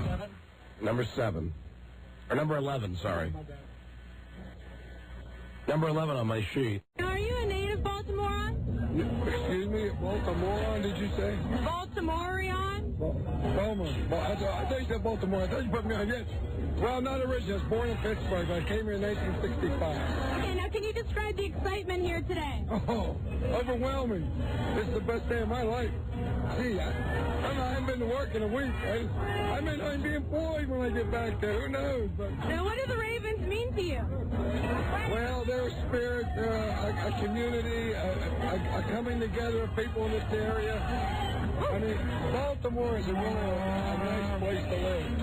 And we needed something to centralize us, to bring us together. This is it. MVP Ray Lewis just killed me. He's so talented, don't you think? Absolutely. He's the best. He's the best NFL player there is. We know. Now, would you like to say thank you to Baltimore owner Robert Ursay? Excuse me? Would you like to say thank you to... excuse me? Baltimore owner Robert Ursay. Rest in peace. Along with Jack Can't Cook and Tagliabue someday. Won't be long. So there's one guy who got what we were doing. And obviously, for some reason, compelled to prophesize the death of Paul Tagliabue. Okay, now could you repeat after me? Bromo Seltzer Tower. Bromo Seltzer Tower. Pollock Johnny. Pollock Johnny. You know, having no luck with the Baltimore accent. English is fried chicken. English is frying chicken. Domino's Sugar Factory. You say English is flying chicken? English is fine chicken. First barbecue. Art Donovan. Art Donovan, Artie. Mayor Smoke. Mayor Smoke. Have you ever had gonorrhea or syphilis? No. No. Okay, one last question. Who let the dogs out? Ray Lewis. Thank you very much. What an idiot.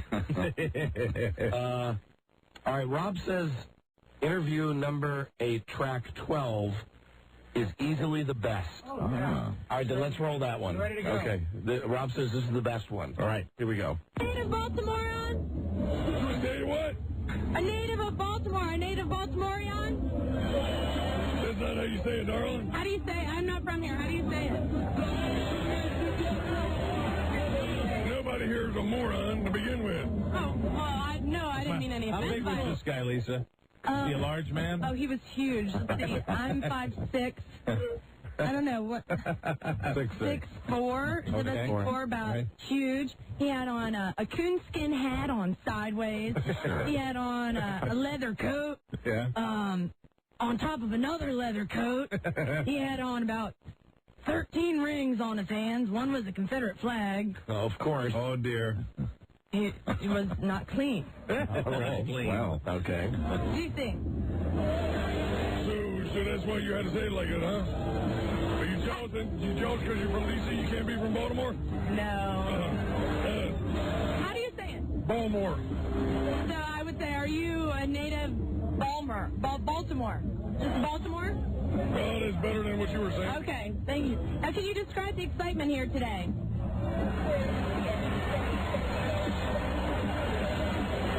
That's about right. See, there's no words to really describe it. I think he's been drinking. Yeah. Now, Ronan, it's speechless. It leaves you speechless for so long, it takes your breath away. It's like standing on a fresh mountaintop of snow. It's so fresh. It's so new. You can't say nothing. Take that You back. can't say nothing. I don't think he's been drinking. I think he dropped acid. You just enjoy it, and it's just awesome. You know it's there, and it makes you feel it, and you're part of it. But there's nothing to say. Lisa, are you getting nervous? Are you getting nervous at this stage again about asking the other questions? Yeah, I am. I'm pretty scared. You know, I'm looking up at him. It's pouring down rain. You know, it's like he's kind of standing over me because he's just so big. And then my sister, bless her heart, I mean, she's half my size. She's so teeny. And she's just looking. She's never experienced anything like this before. I'm having her, like, safely behind me. We're just kind of... Let's get the rest of these questions. You ask him the questions, though, right? Yeah. Okay. Now, MVP Ray Lewis just kills me. He's so talented, don't you think? Say this again? Ray Lewis. It just kills me. I mean, he's so talented, don't you think? Yeah, he's a very talented young man. Very talented. He's very intelligent. He's smart. Oh, yeah. He's awesome. People don't... See, I follow people in their careers from when they were young, a lot younger, you know? And he's a very talented person. He's very, very talented. The people from Baltimore have to be mighty proud. I wonder if the Chamber of Commerce from Baltimore is running tape on this today. Might want to just send this out with those travel brochures. Absolutely. Right, and he's very intelligent. But like everybody wanted to bring up something. Hey, if we hadn't went to the Super Bowl, if you hadn't went to the Super Bowl, nobody else would have said anything. But the thing is, just right now, we're standing here. Something could happen, and you and me being in the wrong place at the wrong time. I mean, that's just life. That's part of life. And then people want to blow things up a lot of times because you're who you are, not what you did. Thanks for your answer. And that's wrong. That's morally wrong, you know, period. No more said. What's done is done. But he's a really great guy. He really is. Yeah, would you let him take your daughter out? He's a great guy. He's a great guy because they won the Super Bowl. Absolutely. That changes everything. Now, would you like to say thank you to Ravens Baltimore owner Robert Ursay? So, Robert Ursay? Yes, Robert Ursay. Yeah, well, he's a when he was here. When he left, it didn't matter. I don't want to thank him for his no, that's bullshit. I mean, just look. You got it. And I'm going to tell you something else. For you to even bring up somebody like that nature on a day like today, for shame on you. Oh, what a dick. I want to cry. For shame on you. And he's like 6'4", and he's pointing down at you. Yeah. For shame. For shame on you. All I could do was smile and nod, you know. Oh, wow. That's why it's so great to send a cute girl out to do this. Yeah. I mean, For shame on you. I'm going to eat you. We send Rob out. Rob gets his ass kicked. Get in my belly. But, yeah, it's very hard to tarnish anything as beautiful as today. So you just let that go. It's like another snowflake just fell and covered up what was just said. Now, if you could repeat after me, Broma Seltzer Tower. Broma Seltzer Tower. Pollock Johnny. Pollock Johnny. Right on. Right on. English's Fried Chicken. English's Fried Chicken. English is fried chicken. Domino's Sugar Factory. Hey, Domino's Sugar Factory. Boog's Barbecue. Oh, hey, the Booger's Barbecue. Right on, baby. Art Donovan. Hey, Artie, the man, Art Donovan. All right, Mayor Schmoke. Mayor Martin O'Malley. Okay, now have you ever had gonorrhea or syphilis? No. Okay, and one last question. Who let the dogs out? I did. I let the dogs out, and I'm proud of it. Are you a native Baltimorean? Yes, I am. Now, can you describe the excitement here today? Oh, my God, it's unreal. I'm still waiting to wake up, I think. And what do the Ravens mean to you? Albert, it's like that question. I don't know what to say. I don't know what to say. I'm excited. This city deserved it. So, Oh, my God. I'm getting a headache listening to this. I really am getting a headache. All right. Let's go to a lady who may be drinking. Okay, Oh, God. Cut 17. Woman who may be drinking. Don't make that up, brother. Are you a native Baltimorean? Yes, I am. Could you describe the excitement that took place here today? I think it was a wonderful welding of wounds that have been open for too long. It was a welding of wounds. A welding of wounds. Wow, nice. Poet. Okay. And what do the Ravens mean to you? Home, excitement, You know, we got a little bit of the accent there. Absolute native Baltimorean. Home. Are you a native Baltimorean? Yes, I am. Could you describe Did I restart it again? I did. I wanted to hear her say home again. Okay, all right, Robbie. the excitement that took place here today? I think it was a wonderful welding of wounds that have been open for too long. Okay. And what do the Ravens mean to you? Home, excitement, everything pulling back together in the state the way it should be. The MVP, Ray Lewis, he just kills me. He is just so talented. Don't you think so? He's very agile for a large man. Yes. That makes him incredible. Okay. Would you like to say thank you to Ravens owner Robert Ursay? Oh, yes. Definitely. Thank you. If you could, just repeat after me. What? You can tell, listen when she's talking, she only has, like, one tooth in her mouth. Right. On the bottom front right. I think you got the greatest potential for a Baltimore accent here, too. All right, let's hear. Okay, she's going to start asking me the words now. Bromo Seltzer Tower. Bromo Seltzer Tower. Pollock Johnny. Pollock Johnny. Right on. Right on. English's Fried Chicken. English's Fried Chicken. Domino's Sugar Factory. Domino's Sugar Factory. Boog's Barbecue. Boog's Barbecue. Art Donovan. Art Donovan. Right. Mayor Schmoke. Mayor Schmoke. Have you ever had gonorrhea or syphilis? No. And one last question. Who let the dogs out? No. Woo! Woo! Thank you so much. God. Wow. Jesus Christ. What is there, one left? Yeah. One left? One left. Is it worth hearing? You've heard the bad. That's Okay, all right. Lisa, we commend you. Thank you, Lisa. Especially with that big guy. Very brave. Very brave assignment. It was scary. Very brave assignment in Baltimore. I love that. Would you like to thank Ravens owner Robert Ursay? And only one person got it. Only one. And that guy got mad. That's right. Come on, don't dismiss his day. Got really mad. Thank you, Lisa. Good job. Lisa in Baltimore. Well, what can I say? Charm City? Yep. As you said yesterday when you called the show, you've got a lot to be proud of. Absolutely. Congratulations to the Ravens. We will be right back. Number 1, Arbitron Radio, the Don and Mike Show. The Don and Mike Show cordially invites you to a beautiful evening in Lake Tahoe, Nevada. Friday, February 23rd, it's the Don and Mike Lake Tahoe Reno Style Show. This gala show will include all the raunchy fun you've come to expect, including the underwear fashion show, of course. The show is at Harrah's of Lake Tahoe, and it starts at 8 p.m. It's first come, first served. So make your plans now. We invite your ass to come on down. The Don and Mike Las Vegas Style Show. I'm cutting the fucking spot, Tony. Don't miss it. Everybody loves Don and Mike.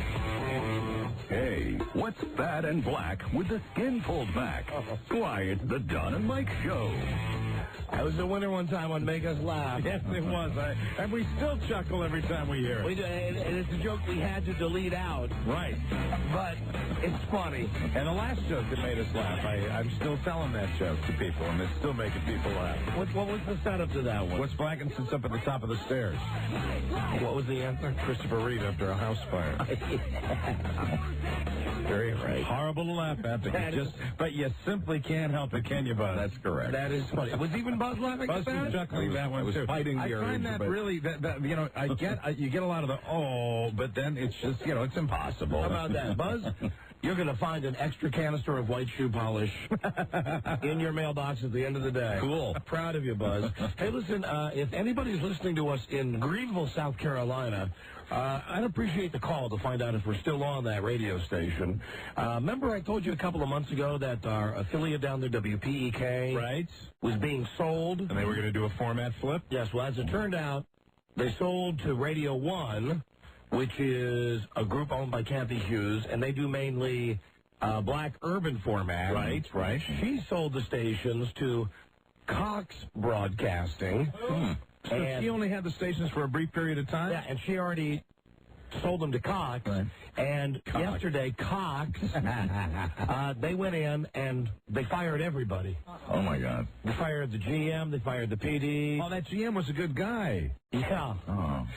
So we're probably out of there. Yeah, I don't know if we're on. I think if we are on, we may be on our final couple of days or couple of weeks on that station. I know that Westwood One, and this is what worries me, I heard that if that happens, Westwood One is all over it, that they're ready to put us on another great station in Greenville. Like an AM. They're on it. Right on. That's right. So if we're still on WPEK, I'd be curious to know if we're on there or not today. They ought to keep us there because we are the best of our knowledge, one of the most successful shows on that station. We're #1 rated. I mean, whatever crappy format Cox Broadcasting decides to come up with, they should put us on. Yeah. And that, of course, reminds me of one of my mentors in the radio business when I worked at 13Q in Pittsburgh, when I was best friends with Don Cox. Don Cox. Who used to give away lollipops on his show. You could call it when Cox suckers. Very good. Wasn't he another one of those crazy guys that you hung out with? He's the guy who... He didn't shoot anything, did he? Hey, you got a good memory. I do. He's the guy... Oh, he fired around into the program director's house. He did 2 things to the program director. Oh, my God. Bob Savage. One night we're just driving around in his Jaguar. I was 16. I had just gotten this job in Pittsburgh. Cutting your radio teeth. And Don Cox could not have been nicer to me. I mean, I would go to his house, and his wife would do my laundry and cook me dinner. You know, nowadays, if he'd been nice to you like that, he might be in jail. Yeah. You know what I mean? Yeah, driving around with a loaded gun. Right. He said one night, "Hey, you want to go see where Savage lives?" I said, "Yeah, sure." So we go driving around, get to this nice neighborhood, and he goes, "Look at that house. Look at that, son." He didn't fire into it, right? He fired in the air. He's one of those guys with a real southern accent. "Son, yeah. Do you believe that, son? Look at that, son. Oh, that pisses me off. Hey, open the glove box." I open the glove compartment. He goes, "Give me the gun." Oh, my God. I was like, did you get a pucker factor like to beat the band when that happened? You wouldn't believe. Sure. I said, "I don't see it in there." And he leaned over, pulled out a gun. Boom, boom, boom. 3 times in the air. 3 shots in the air and then just peeled out. And we drove away. Now, unrelated to that, this program director, Bob Savage, he moved out of that house. Sure. And he moved into an apartment. I swear to God, this is a true story. I come into work one day, and I go into the studio. I was doing 6 to 9 at night. Cox on the radio did 3 to 6.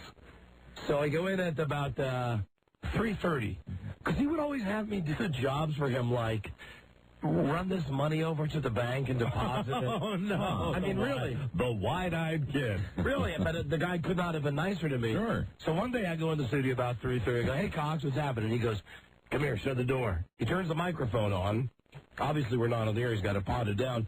But he turned the light, the mic on, so the light goes on and no one comes in. Right. He goes, "If anybody asks you about Bob Savage's apartment, you know nothing." I said, "Well, I don't know anything." He said, "Right. Remember that. All right, get out of here. Get out of here." So I leave the studio, and I'm walking around, and about an hour later, I see the program director. And he says, "Come on in." It was one of those days. He had to sit down with the program director before every show. Go over your tape. Yeah, one of those guys. So he's just sitting down, and he's like telling me what I got to do on the show that night. And he says, "You know, the damnedest thing happened, man. I just moved into this condo a couple of weeks ago, and somebody broke into my house. Oh, no. And stole camera equipment, and stole my hi-fi, and stole all this stuff. And I just sat there. At this point, you're biting your lower lip. And I left, and I go to the studio to do the changeover at 6 o'clock, and I said, "This thing at his house, he just told me somebody broke into his house." And Cox says, "I wonder who might arrange something like that." Oh, come on. Oh, no. I swear to God. Oh, man. He was a badass, but he was a good, loyal friend to me. Whatever happened to him, do you know? Yeah, I do. He's working down at Hot 105 in Miami. Yeah. Probably a good city for him. As a matter of fact, I think when we were briefly on in Miami, we might have called him up one day and had him on the air. Don Cox. Cox on the radio. Was a very nice guy to me. But that's the only time I've ever been with anybody who pulled out a gun and fired it in the air near a program director's house just because he hated this guy so bad. Just more evidence that the nicest people befriended you. Yeah. Of course, that's the guy you wouldn't want to have on the enemy's list, I suppose. No. The guy you want to be a friend of. Don Cox also, when I got to Pittsburgh, like the second day I was in Pittsburgh, and keep in mind, I was 16. I had enough credits to graduate high school, so I was out living on my own at 16. He said to me, here's what you need. You need a new car. You need a Pennsylvania driver's license. You need a special card from the mayor of Pittsburgh in case you're ever pulled over for speeding. And you need a gun. Oh, God. And he's going down the list of things I need. And I'm like, no, I don't need a gun. Don't need a special card. And you need a gun permit. I will get all of these things for you. Oh, and I said, no, the only thing you can help me with is the driver's license. Just get me the driver's license. And he called me up the next day, and he just said, go to DMV. Just go to DMV and ask for some person's name. Julio. I went and I asked for this person's name. I didn't take a test. Right. I didn't fill out a form. Mm-hmm. I had my picture taken, and I had a Pennsylvania driver's license. And you had the head-on collision right after you left the DMV. Thanks to Cox on the radio. God, wow. And then he convinced me to buy an MG because my car was too crappy. Right. So he got me an MG at cost. That's good. Wow. And I couldn't drive a stick. So he took me down to Pittsburgh at 2 o'clock in the morning. How many years ago? Oh, this is 1976. 1976. Could you afford the MG when you bought it? No. Of course not. But, Not even a cost. But I bought it. And it was sitting in the parking lot, and I realized I don't know how to drive a stick. Right. He said, son, no problem. I'll meet you back here at 2 a.m. We went back to the station at 2 a.m. We went to downtown Pittsburgh, which was absolutely, nobody downtown at that time. And Don Cox taught me how to drive a stick. That's right. In the middle of the night, going down the street. Okay, no, now. Foot on the clutch. Right now, back it off good. Move it to second gear, son. Did you remember how to do that? Did you the knowledge of driving a stick, and remember who's asking you this? Did that stay with you, that knowledge? Yes, it did. Did it? Okay, because I've never seen you drive a stick. I've had cars that have a stick. Have you had a stick? Yeah, I have. Have you had a stick since we've worked together? Yeah, sure I have. Why do I think I have a memory? The reason I was being goofy about that, I thought that you said that you don't know how to drive a stick sometime in the... No, absolutely I know how. Okay, so you do know. So it's thanks to Cox on the radio. Don Cox. Thanks to Don Cox on the radio. Okay.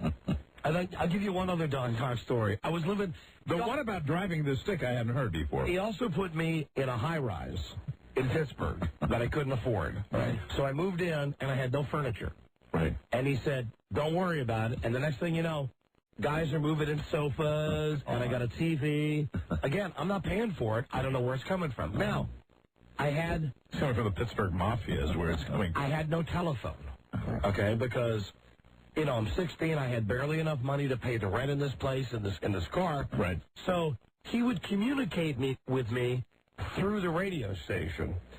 For instance, one Saturday morning about 11 o'clock, I had the station on. I was one of those guys, I always listen to 13Q, my radio station. I hear the disc jockey come on. I go, hey, good morning, 13Q. This is Jim Quinn. I understand Cox on the radio is having a wild pool party at his house today. All the Q jocks are out there. Don Geronimo's out there. Don Cox is out there having a great time at Don Cox's house. And that was like... that was your cue to get over there? On cue to get in the car and go to his house. And I pull up in front of his house, and he goes, hey, you were listening, right? Come on in. We're having a party, son. Pretty good experience, I guess, for the... lucky that you lived through that one, Yeah, I think so. He was very nice to me. And he's still alive. I think. I think he's still alive. That's good. Cox on the radio. Hello, Don and Mike show. Yeah, Don and Mike. This is Rick from Greenville. Yes, hello, Rick. Yeah, you're on. Okay, we're still on Greenville? Yeah, you're on. The only thing they've been pulling lately is like on Monday, they pull you off almost every Monday for the college basketball games. Right. I think they did that all along, I'm pretty sure. Have they changed the format of the station yet? No. Lydia's on before you. I think that Dr. What's her name? Yeah. It's not the blonde one. It's the dark-haired one. Well, either way, Dr. Giggles. If you got a doctor on before you, that's a winning lineup. Doctor. All right. That one comes on early in the morning, then Lydia comes on, then you guys come on. Is it any wonder that we're the only show on the station with any ratings? All right, thank you. You're welcome. Thanks, appreciate it. Hello, Don and Mike Show.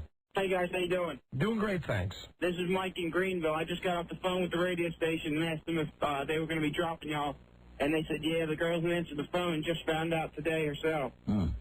So they are going to be dropping the show, unfortunately. Really, when? She didn't say. She didn't know. She just said that she just found out today, unfortunately, that she probably feeding me a line of BS. But according to her, she said that it's going to be dropped. We'll call them up and find them. Thank you. Please do. Thank you. Thank you.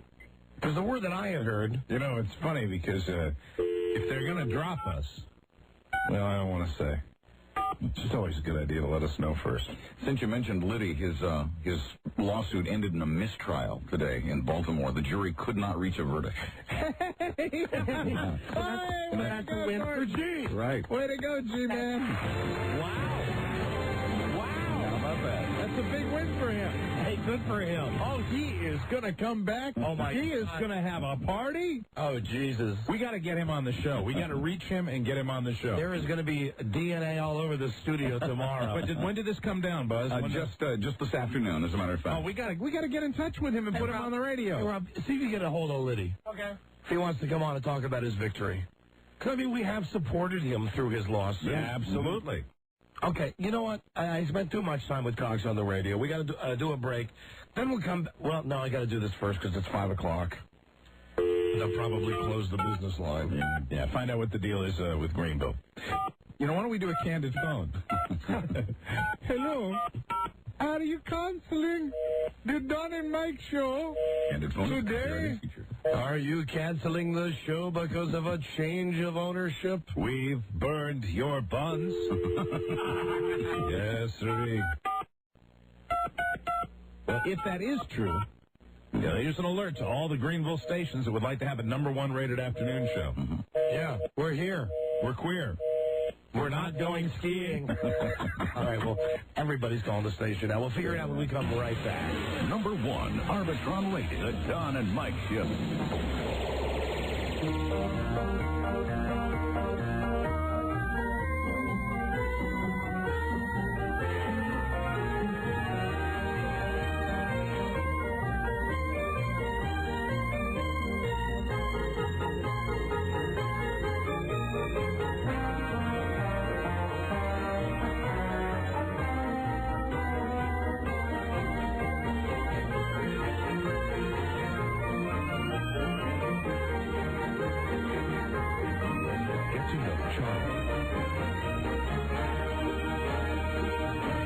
Don't be your problems.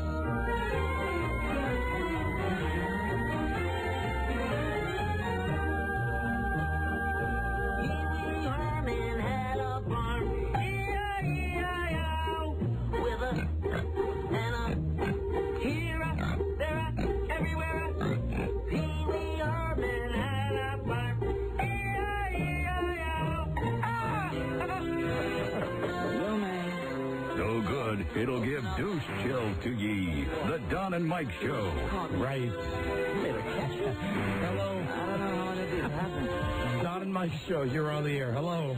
Hey, yeah, Don, this is Chris in Greenville. The Peak just cut your programming at 5 o'clock and went to playing Tiger Woods golf information. Huh? What? The Peak took your show off the air at 5 o'clock and started playing golf programming. Golf programming? How do you play golf programming on the radio? Well, they're just... Let me turn it up for you. You want to hear? Yeah. Look at that autograph, too, incidentally. Don't throw that away, either.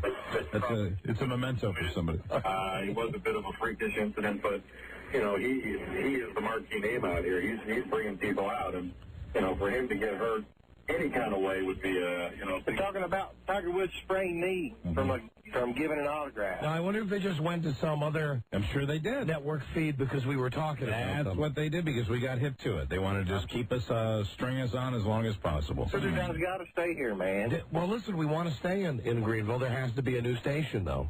Yeah, go to Charlotte, 95.7 in Charlotte. They'll love you guys. You just got to pitch it to them, man. I'll tell you, though.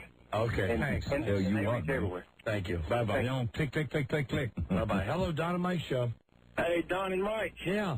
This is Todd from Greenville. Hi. Love you guys. Thanks. Hey, Buzz. Hey. The peak just yanked y'all. Yeah, we just heard. Okay, well, I just want to give you a heads up, and I called in there, and a bunch of other people were calling, and I think they're trying to appeal to a different demographic. Pretty amazing, the #1 ratings. You know, it just boggles the mind sometimes. You can be successful and it doesn't mean anything. What demographic do they need beyond #1 Arbitron rated? Well, I don't know, but I think they're just going with somebody with a little darker suntan than I have, or you have, or Mike or Buzz have. Okay, well, it's nice that the Klansman calls to tell us Once that. again, welcome to Greenville. Yeah. Thank you. Goodbye. Thanks. Thank you. No. That's not what it is. The station was sold to a group of black broadcasters, Kathy Hughes Company. Right. She sold it to Cox Broadcasting. Right. So that's where it which is stands owned now. by a bunch of whiteys. Right. So let's find out what's going on. Okay. Let's try to call A company WPEK. with that name ought to embrace this show. I agree. Actually, Charlie just told me. Oh, that business line is busy. You know, and frankly, I thought I'd get a bigger laugh out of Marty Bass's Wendell's autographed picture of Marty Bass than I did. I was. And you would. Wendell, if you're listening, I told Wendell to listen at the beginning of that. I said I'd give it to you as we went on the air. But we were coming right on with this breaking news about being yanked in Greenville. Isn't that an attractive photograph of Mr. Marty Bass right there? Yes, You know, it does. Wendell had handed this to me, and I snatched it from him. To Wendell. Marty Bass. No, hi, Wendell. I'm sorry, that's what it says. Hi, Wendell. And it's back when Marty was young and handsome. Yeah. Don't you think he's young and handsome? I noticed. Okay, I noticed it. Hello, Marty Bass. Wendell, you can come and get your picture whenever you want. Hello. It's got the Marty Bass bio. Did you read that on it? No, I want to focus on the WPEK thing for just a second. A native of Louisville, Kentucky, Marty Bass joined WJZ-TV. But you don't, okay. As the weathercaster feature reporter. You know, he's been with that station since 1977, Don. Hello. Hey, Don. Yeah. I don't know if you were aware of this or not, but as of the last 15 minutes when you guys began to get into the peak situation, you guys are no longer on the peak. Right, that's what we've heard. Thank you. Thanks. But Mike has a great picture of Marty Bass. You know, it's another disappointment, this WPEK situation, but it's cheering me up just to know that I've got Marty staring at me right here.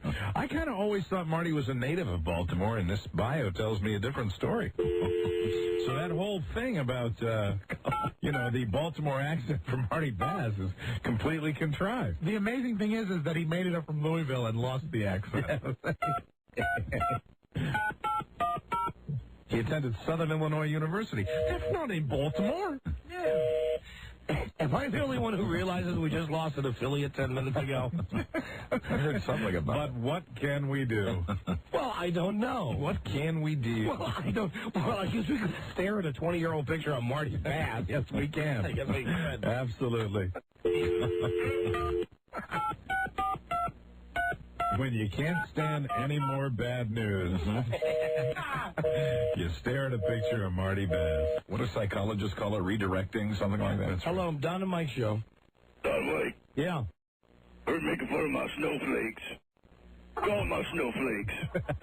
What? I don't get this. He's making fun of the guy that Lisa interviewed. Oh, I got you. You can't see them, but you feel it. All right, thank you, my friend. Hello, Don and Mike Show. Hey, Don and Mike. Hi. Hey, this is Dave. Hi, Dave. Hey, I was born and raised in Baltimore, and I'm telling you why you're never going to get the accent that you're looking for. You have to go to the birthplace of white trash, which is Highlandtown or Dundalk. Or as they say, Hollandtown and Dundalk. So, Hollandtown. Unless Hollandtown.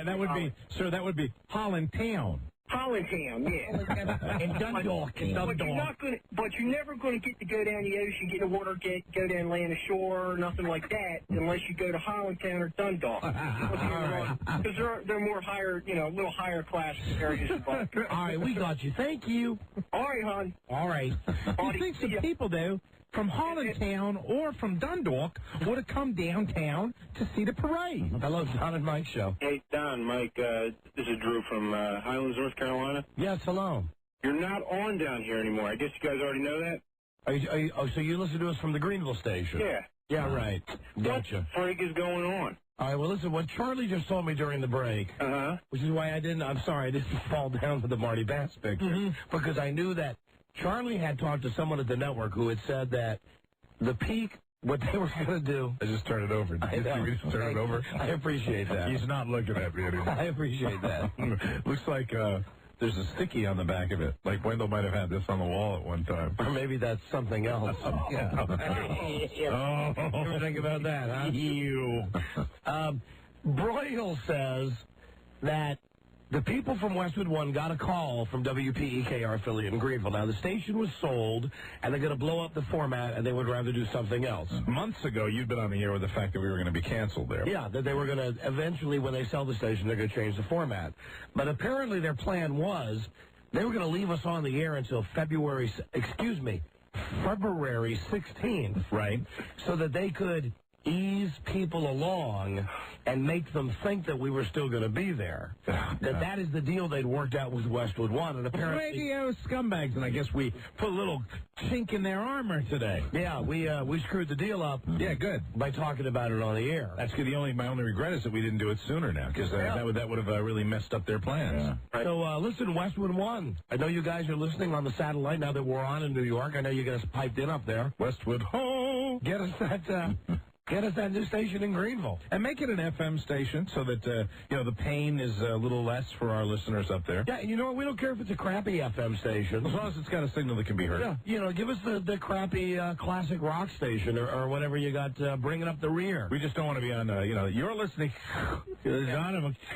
Yeah, right. Right. You guys, you don't understand. Down here, we have nothing. We have nothing but sports talk. I'm from New Jersey, and I live out here in the hills of North Carolina.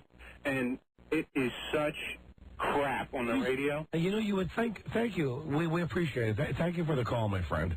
Listen. Hold on. I got to try to get another line here to call the station. All right. Thanks. Sorry. All right. No problem. All right. Bye. You would think that no matter what direction they wanted to take the station in, the fact is, what are you laughing at? I'm sorry. I'm sorry. I have to have this. The Marty Bass. This has to be taken out. Give it, Rob. Take that and give it back to Wendell, please. Sorry. I am sorry. We're losing a very important affiliate today. I know we are. I'm sorry. You are just busting them out about a picture of a Baltimore weatherman. I am very sorry. I am not being a responsible show member. I can't, It's like Arthur and the Moose when he goes to meet Susan Johnson's father. Enough. We know there's a moose there, Arthur. I was the same way. Yeah, but you're not drunk. No, I'm well. How do you know? Right. Yeah, so, anyway, I'm sorry. What were you saying? It was about the peak. Yes. Right. I don't see why. Well, now you made me forget it. I know what. No. I got it. You know what? Never mind. It's just our career. Never mind. What the hell?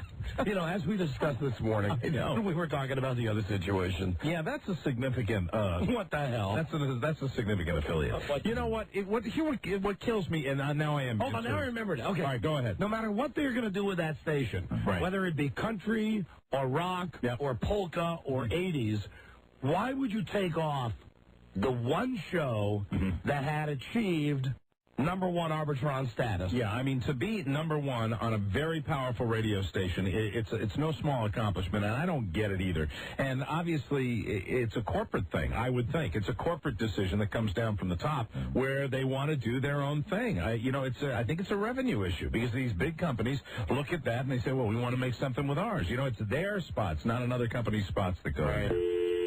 Oh, listen, does our company have a station in that market? Listen, our company has stations in every market. And they don't, our company, as we've discussed, although we were told today, I can't say we, Mike. I have to thank Mike. I normally do all the crap work on this show, but I've been feeling like crap myself recently. And this these are great plugs for your band. Yes, crap. I've been feeling like crap. So the last couple of days I've said to Mike, would you please just handle the phone calls with our agent? And today, more than any other day, I realized that why you sometimes come in here dragging when you deal with it. Because it's never a 10-minute phone call. Rather tedious, and it was about an hour, 45 minutes to an hour of dealing with that crap today, and it's a drag. Greenville ringing on 1. Okay, put it on hold. Thank you. We're sorry. The carrier you have selected is unable to complete your call at this time. That's right. They canceled our phone service. Thank you, Lisa. Yeah, so it's been a lot recently of dealing with this kind of crap. Anyway, one thing that Mike learned from this phone conference with our agent today was that Ken Stevens gets very upset when we call him names. He's very sensitive. It's very complicated. He doesn't like to be called names. That's right. Well, who does? And that I thought of that when you said, hey, but doesn't our company own a station in that market? Of course, our company owns a station in every market, but our company feels no obligation to put this show on in any other market. We need some kind of advocate. And the problem is... And I almost called Ken a name there, because you say that, if Ken Stevens would get off his ass and would go to someone and say, listen, what? Nothing. What? No, it's just the conversation I had today. It's kind of that's one of the things that was discussed about Ken and just trying to make things right. And now I'm demonstrating how very little power I have over the program. Okay, I'll zip it. Yeah, it's just we've had. I didn't call him a name. I know you didn't, but we've had a lot of behind the scenes crap going on. He could help more though. He could help in this situation. He could help, but I mean, right now, who knows? Maybe down the road he will. I don't know. I don't think he will. I don't. No. I have no faith in him. I'm not calling him names, though. No, you're not.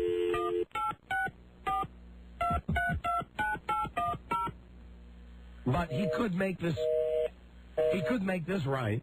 Well, we have to identify where the opportunity is down there and get this done. It's been our experience, this, that when this happens, and we have to be honest with our listeners around the country, when this happens, it is not an automatic thing. The only market where we have gotten on practically the day after management changes or ownership changes in Mobile, Alabama. And that's where we went through like 5 radio stations in 6 months. Yeah. And I mean, we'd lose a station, and the next day we'd be on. And I don't understand why that doesn't happen, because we had great ratings down there, so it should happen in Greenville. Because Mobile gets us, man. Right. We should go through the damn phone book and call every single radio station in Greenville. Make it happen, Rob. We should. We should do it that way, because I don't think we've ever really done it that way. Hello, Don and Mike Show. Hi, guys. Hi there. I'm dying. Are you from Greenville? Yes. Oh, thank God. I thought you had cancer or something. Well, I feel like it. I'm telling you, I've been listening to you guys for, 4 years now?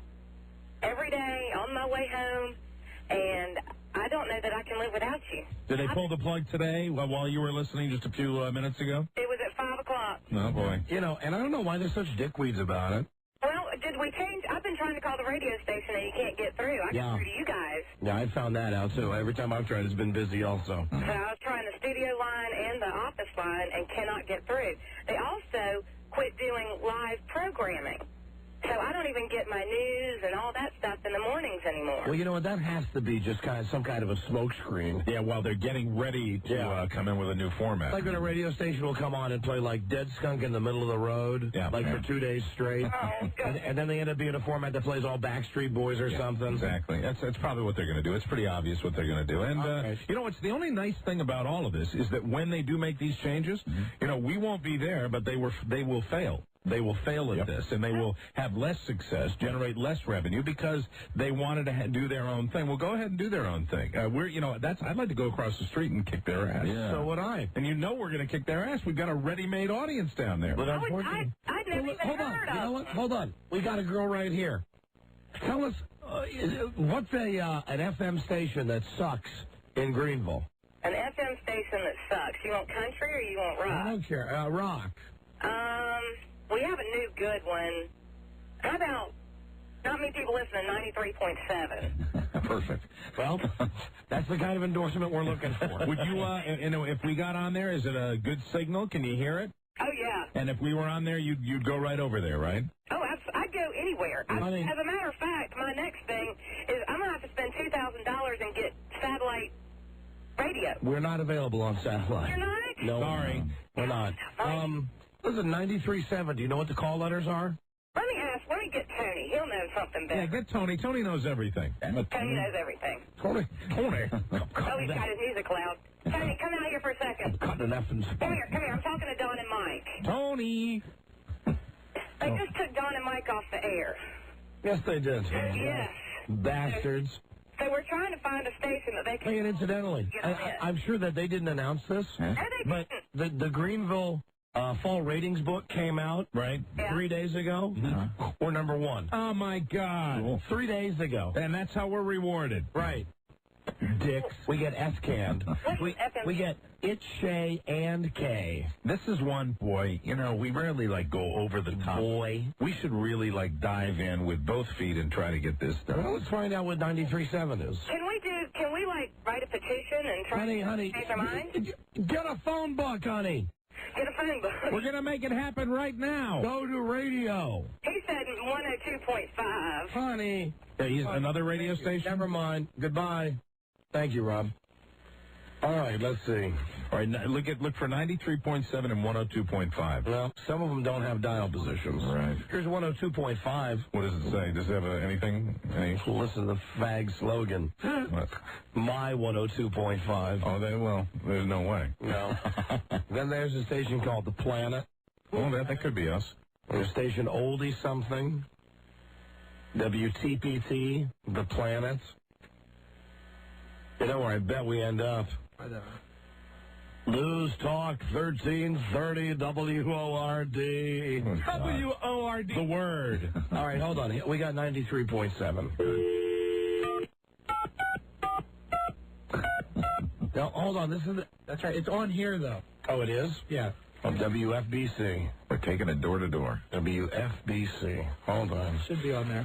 More importantly than all that, though, Rob, did you get Marty Bass's picture back to Wendell? I did. No, it's not on there, Robbie. It's not on there. She gave me everything. Dial position, everything except a freaking phone number. All right, here we go. Rob's calling right now. All right, let me try The Planet. I like that. The Planet. Okay. Sounds right. The Planet. Hello. We're on The Planet. The Planet. WTPT. South Carolina. Yeah, I bet we could do this faster than Westwood One can. Yeah, but you know what's tough? It is 5:30 Eastern time. Yeah. Which means, at radio stations, 5:30 closing time means everybody left at 3:45. Everybody's on Andy Rice time. That's right. RCT. I guarantee you Andy's not in the building, right? Rice Central time. It's 5:30:20. There's no answer there. Yeah, he's gone, right? He's gone 5 minutes ago, maybe earlier than that. They don't even have freaking one of those machines, though. Wow, this might be the station for us. Yeah, perfect. It's a good sign. If they're so broke, Dick, they don't even have one of those things saying, you've reached... No, I'm not getting an answer. All right, Rob's got WFBC. And I'm told it's the Planet. It's The Planet? It's the same as The Planet. Oh, different phone number. Let's find out. Maybe there's several stations. Yeah, probably. You know what I would hope is that maybe there'd be a direct line that would be picked up by the... Wonderful. She's on I'll tell her she's on the air. That's right. Him. Whoever it is. Good afternoon, Intercom. This is Cheryl. Yes, good afternoon, Cheryl. This is the Don and Mike Show. We're on the air right now. I hope that's all right with you. We are looking for your general manager of WFBC. We were just taken off the peak. Oh, okay. And we're looking for a new home. You are. Yes, we are. Figure we could do it faster than our network can. We thought we'd do it on our own this time. And this station is one that our listeners have called and said could use a helping hand. WFBC? 93.7? They said that they'd like to see the Don and Mike show on this radio station. In the mornings. No, No, in the afternoon. Honey, we're on right now. We're the #1 rated afternoon show in Greenville. Okay, and you want to speak to the program director? No, the general manager. And what is your format? Can I ask? It's CHR. Okay. Oh, top 40. All right, Yes. good. Great. Well, Clara, could you please put us through to her? It's Cheryl, and yes, I will go see if he is available. Very good. Thank you. Tell him the #1 afternoon show in Greenville wants to speak with him. Thank you. Yeah, okay, hold on. Yeah. All right. Oh, dear. Oh, no. All right, well, now just take that out of your minds, gentlemen. Just take that song out of your minds. It's going to be okay. Yes, it would be a very stark departure. You know, you're going to think I'm a faggot again. Truly? Because I'm truly. Perfect pitch there. You fell off there at the end. Truly.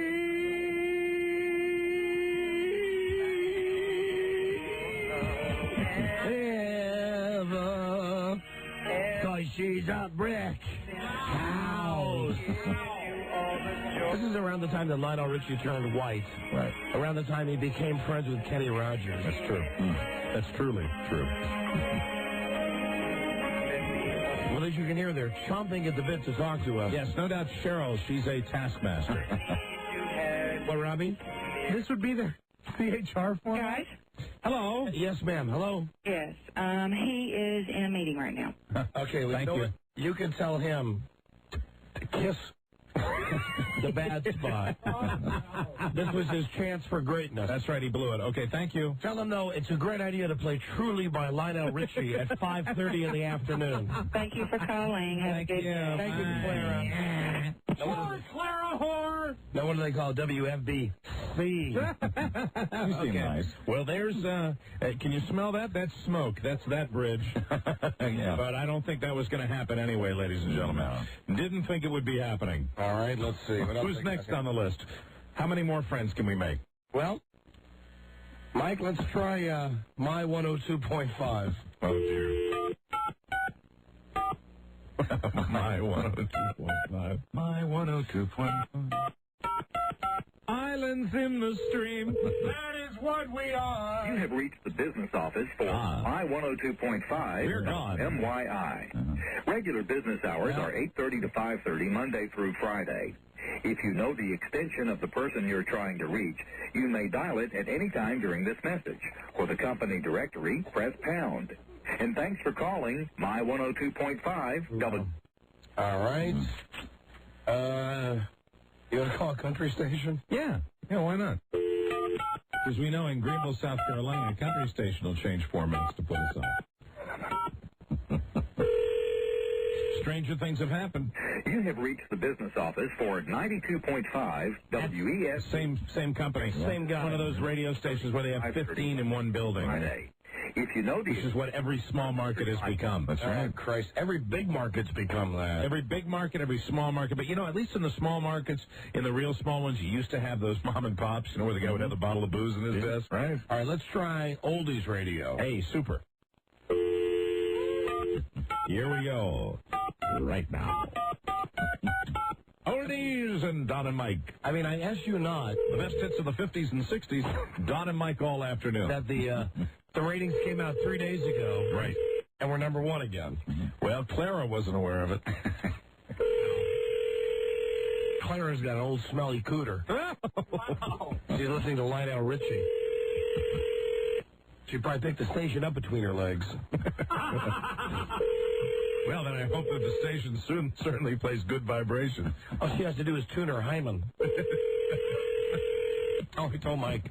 I couldn't help but laugh today when I was watching the Chamorro trial. Right. They must have spent an hour today discussing if the girl's hymen was broken or not, and what it would take to break the hymen. Yes. If it would take a soft penis an erect penis, real detail, or how many of Mark Chimura's fingers it would have taken to break the girl's hymen.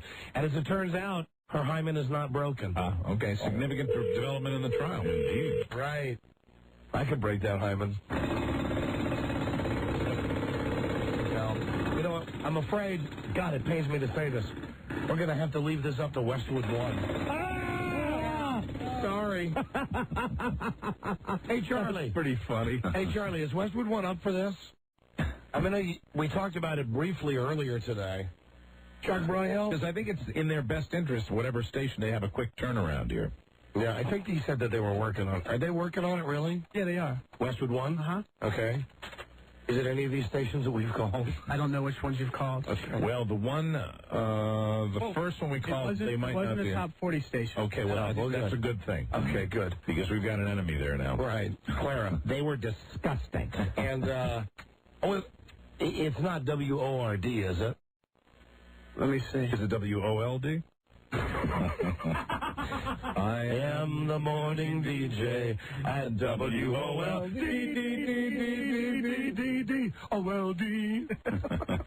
God damn, we're doing a lot of singing on the show today. Harry Chapin. Sounds good, too. Thank you, Charles. Sure, Michael. You're welcome. All right, he's looking at the list. He's got no idea. No, I do. I don't see the call letters of the stations they Why'd you say because I always he does that to me all the time. All right, clear the lines out. And you know, I was ready for you if you ever did that, and I forgot. What were you going to do? Clear the lines out. You're clever. Let's do the secret song number 4. Put that rapier wit back in its scabbard. Call 100 right now. 877-365-500. $500 if you're caller 100 right after this. Number 1, Arbitron Radio, the Don and Mike Show. Yeah, your Mike home of the Madden Kings. to be number 1 radio. Sports 1140, KHTK. Get your S-canned.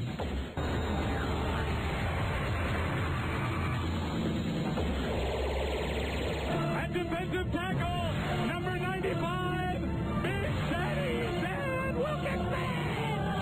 Well, I don't mean to piss you off. Perpetually battling J.D., the Don and Mike Show. The never-ending battle.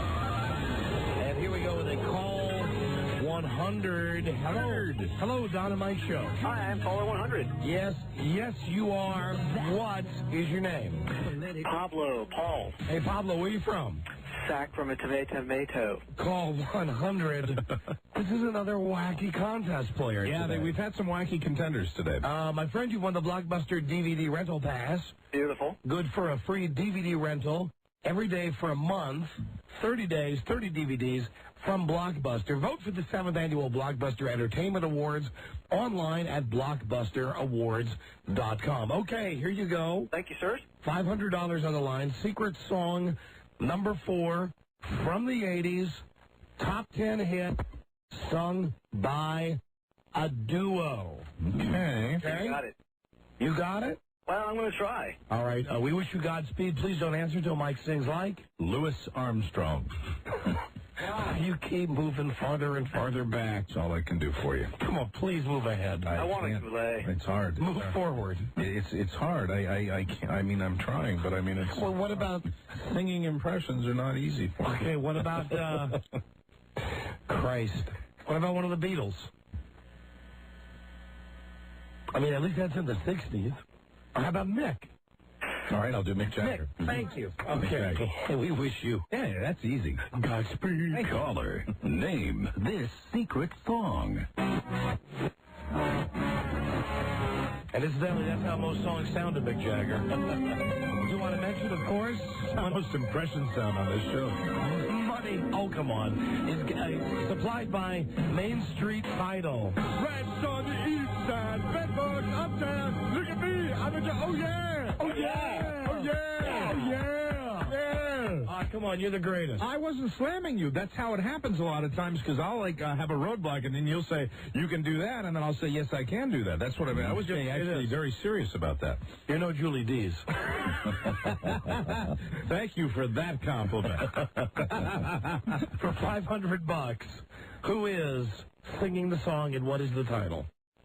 I'm going to throw out Man Eater by Hall & Oates, if you please. No. Oh, But thank you, and don't forget that every guess It's is a clue for you. Clue for you. Thanks, fellas. Good guess. Thank you, my friend. Thank you.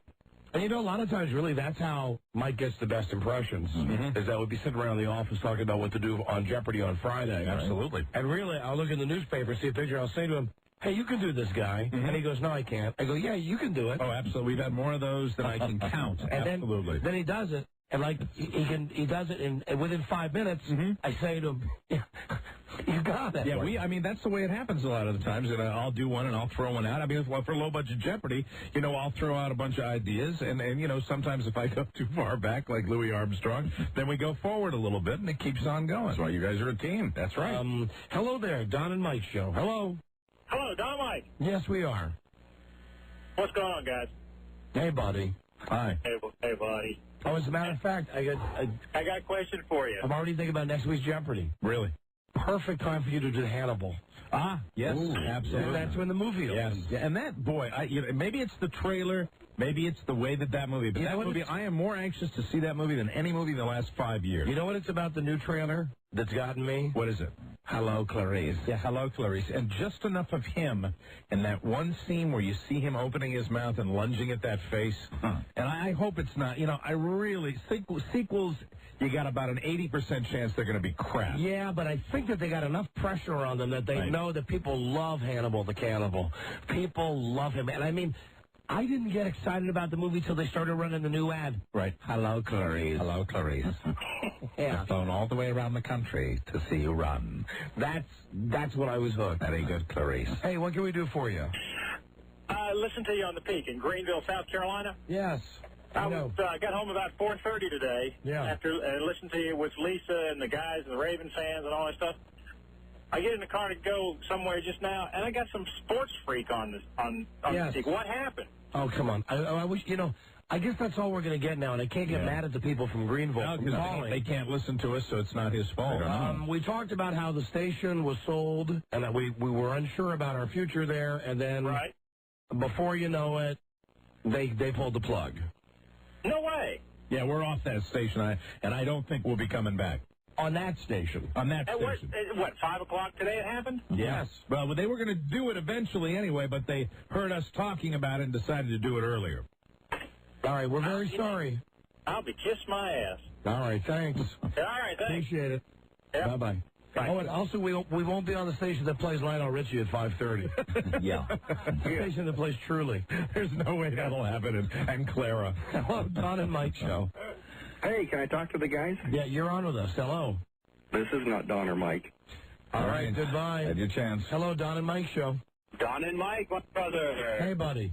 Hey, I read the book and for the Hannibal movie, and the storyline seemed to be a little lamer than. Yeah, it is. But it does have a good ending. You have to admit. I don't know anybody who read the book who said, "Wow, you got to read this book." I think most people who read the book said, What's the original book? There's an original book. It's a Red Dragon? Red Dragon is probably the scariest book I've ever read. Outstanding. I've also heard that they've strayed pretty viciously in the adaptation. Well, you know, it might that's not be good. the same as the book. I hope so, because anybody that read that book knows that it's not, it's not what the original was. No, and so that's the fear, that the storyline. I mean, I think that they'll do a good job with the movie, but the storyline just wasn't. Hey, they got Anthony Hopkins. That's all they really need. If they don't screw it up too bad, it'll be okay. Right. Nell was not an important part of that movie. No, but I hate the replacement. I don't like. But she's okay. I hope she does a good job. She's growing on me. You really? Yeah, in the ads. Wasn't she in Boogie Nights? Yes, she was. Yes, that's right. Hello, Donna Mike Show. Her name is Joe here, Donna Mike. Juliet. Is it Juliet Lewis? Is that her name? What's her name? Juliet Moore? Julianne Moore. Julianne Moore. Julianne Moore. Yes. Hello, homosexual Joseph. Boy, it's a sad day. You guys lost the Peak, and I lost my Peruvian boyfriend to the INS. Oh, really? They took him back. They're deporting him. They deported his butt today. Oh, my goodness. Oh, that means that I guess you won't be penetrating him. That no longer. Back down to the dock. Yeah, back down to the port. Back on the corner looking for some more, And what was his first name? Raphael. Raphael. You sound like you're really broken up about it, Joe. I was a little upset, but For about 15 minutes? Yeah, at least. Hey, Joe, when's the last time you and Raphael had gay sex? 2 nights ago. Wow. 2 nights ago. Wow. Well, 2 nights ago to remember, I guess. Yes. Those nights will have to last you an eternity now. It will. Did they come and put him in handcuffs, Joe? Or they did. Or was he already in handcuffs? No, he wasn't handcuffed with me, but they put him in real ones, took him away. Oh, dear. Yeah, they did take him away, and they put him in like a halfway house up in Jessup and then sent him back. Are your buttocks in a state of mourning? His buttocks should be. Did you witness this when they did this? Yep, I was going down his way, and we were supposed to go out to dinner, so to speak. Hey, what do you mean you were going down his way? Well, he lives down the street from me, and I was going down to his house. We were supposed to go out to dinner, and the group was there taking him out. Really? Yeah, so it was Did he see you as he was being put in a car? Yeah, he did. Oh. And he nodded, and I just nodded back and said, okay, well, I guess that's it. There he goes, your little brown gem. My little brown gem is gone. Were there any tears or anything? No. Really? And more shocked than anything else. You know what he was to Joe? Let's be honest. He was meat. A boy toy. A receptacle. Yeah. That's all he was. He was simply a jizz receptacle. There you go. That's all he was. Oh, God. Terrible. Front and back. Wow. That's terrible. So will you be looking for the same type of man now? I don't know. I have a blind date. You going to go in the complete opposite direction? Maybe look for a Swede? Maybe. That'd be good. Yeah. All right. Blonde hair, blue eyes. Well, Joe, let us know what's the latest. We're sorry that it's all over with you and your Peruvian man. I know. It's a horrible thing, but, life goes on. Life goes on for Homo Joe. God knows that. Life goes on. Nothing slows him down. Time to say adios. Adios. I have a blind date Friday night. That's how life goes on. Yes, there you go. A blind date. How did you get hooked up with this blind date? This was the guy from our website. He contacted me through the email and wanted to know if I wanted to go out with him. Does he have a dog? No, but his neighbors do. Oh, all right. I was wondering, because he's blind. Well, I did go out on a blind date. That was really a strange one. Really? Did you really? Yeah, a friend of mine set me up with a date. I don't know if it was a joke or not, but I haven't set you up with a blind date, so I go to pick up this guy, and he had a seeing eye dog. Really? It was Who did you have sex with, the guy or the dog? both. Have you picked anybody up on the subway recently? No, that's been quieted down. Really? Yeah. All right. Well, Joe, I'm glad to hear you're okay. I thought you might be doing real well since they opened that green line up. I know. I have a longer way to travel now. All right, Joseph. Goodbye. Okay, see you later. Bye-bye. Every now and then Homo Joe hits on all 8 on those calls. Homo Joe. He doesn't care. Just this little brown gem. I love Don and Mike's show. Hey, Don! Joe should be on the brown line. On Metro, he should be on the brown line. Hi there. The brown and red line. Oh, you. Hello. Hello. Hi, you're on the air. I'm calling from Greenville, South Carolina. Oh, we can tell. And you're not on the radio. Oh, yes, we are. I'm listening to the Sports Fan Radio Network. Just one guy will screw with. Yeah, no, we're on. No, we're on right now, 98.3 WPEK. Might be your radio. When's the last time you had a filling put in? Filling? Yeah.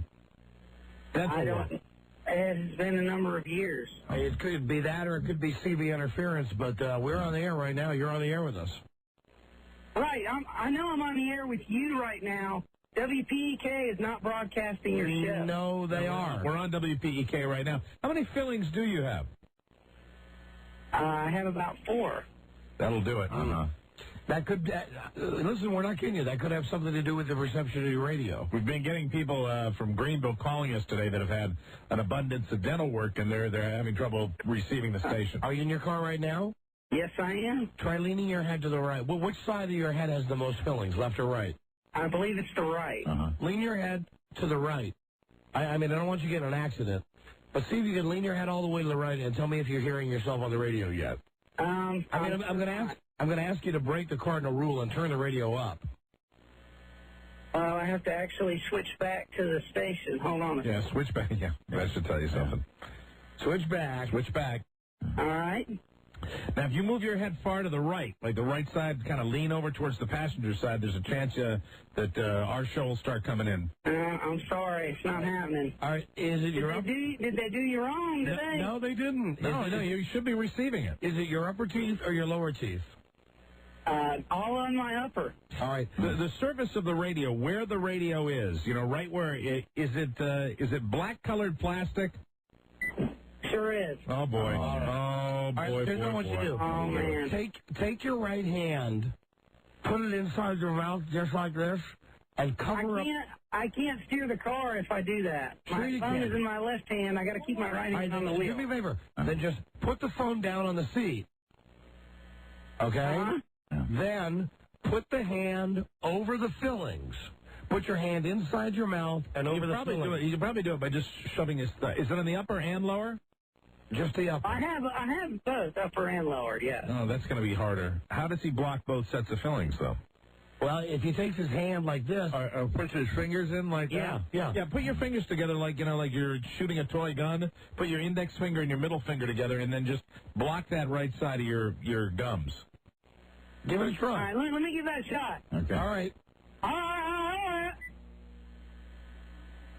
I'm trying. I can't hear you. It's not coming in? Come on. Now listen. Are we wasting our time? Are you really doing this, or are you jerking our chain? Of course I'm not doing it. Well, then why are we wasting time helping you? I really wish you could help me because I really want to be able to listen to your show on the radio. All right, listen, we're on the station. I don't know how else to explain it to you. And you didn't even have the station on when you called us. Well, I did. I had to turn it off. I always turn it off when I call. Turn it up. I'm turning it up right now. We can't hear it. Turn it up. I describe it this way. Oh, they're talking about heartburn, and now there's a... I got commercials on. That's us. That's us. That's us. Because I would turn it down and tell you something. We're taping this for later on, because we are playing commercials now. Oh. Yep, that's our show, sir. We were doing a candid phone with you. You'll hear us probably, in about a half an hour? Yeah. You'll need his permission to air this. Yeah, do we have your permission to air this call? Absolutely. All right, now listen, just so we can edit this together, can I get you really putting your hand in your mouth and then saying, Don and Mike, I can't hear you? Go ahead. All right, you really want me to do it? Yeah, go ahead. Please. All right, here we go. Okay. Don and Mike, I can't hear you. Oh, we burned your buns on Candid Phone. Burned your buns. Haven't you ever heard us do calls with people on the air, and you listen to the calls and you say, those people are so stupid, there's no way that call could be real? Yeah. Okay. Now you know how we really do it. And now you can enjoy the rest of the show and listen for yourself a little bit later. I will do that. Excellent. All right. As soon as we get out of commercials. All right. Wonderful. We appreciate your listening, and do us a favor. Keep the secret about the fact that, we had you fake the thing. All right. I will. Thank you, sir. All right. All right. You take care. Enjoy the rest of the show. All right. Thank you. Bye-bye. Thanks for being on Don and Mike Candid Phone. You're welcome. All right. Bye-bye. Bye. Bye-bye. That was fun. Thank you. Thanks so much.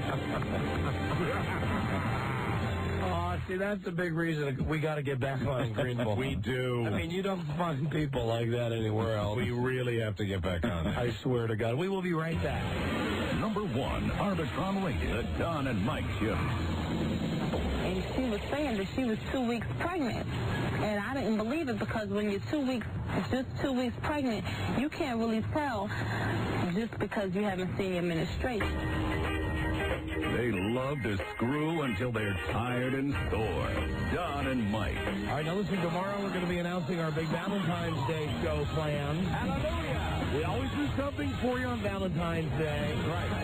And we'll announce that tomorrow. Also tomorrow, we'll get an end-of-season Monday Night Football recap from Dan Fouts. Good. Who was on, I think, the first week of the season. Yeah, it's good. I think get his thoughts on the Super Bowl and all that other good stuff. We're doing the Pro Bowl this weekend. Also tomorrow, Charlie Stossel. Thank you, convicts, for sending in your jail mail. Yeah, Charlie's got a passel of it. And also tomorrow, a brand-new low-budget Jeff R.D. All of that on tomorrow's episode. Now, if you are listening to us in New York, they finally figured out how to do this thing. So you guys in New York right now, call 877-365-3636 for your XFL tickets. Very good. All right? to see the Hitmen play at the Giant Stadium on Sunday. Hitman McKay. Call number 100 right now. If you're listening to us on WNEW, somebody is actually standing by, and we'll take call 100. Hello, Don and Mike Show. Yeah, I'm going to be on Who Wants to Be a Millionaire next week, and I was wondering if Rob A. Brain Spiewak would be one of my lifelines. How about he be your only lifeline? My only lifeline? Like your first lifeline. Yeah. Well, see, I'm looking for someone with some pop culture knowledge. I've got friends that are pretty smart with academic stuff. You're going to find no one better at pop culture than Rob. Yes, I agree. So, Rob, would you be willing to be this gentleman's lifeline? I'd be honored. I think it would be fun. But only if he's your first choice. Okay, sure. We can do that. In fact, you guys remember, I'm a long-time listener. Remember way back when you had the Teen Tournament Jeopardy winner on your show? It might have been at the other station. Yeah, I think I remember we had a Jeopardy winner on. Yeah, I went to school with that guy. I was a couple years ahead of him, and I've been on Jeopardy myself. So you got through. How was the screening process for Millionaire? You got to call like a million times because they keep putting you through these random drawings. But you're going to be there. You're going to be on the set. You're going to the final thing. Huh? I'll be one of those 10 dorks waving at the camera as I put it. Listen, if Rob is your lifeline, could we ask when the camera's on you that you simply mouth at the camera, "Hi, Don and Mike"?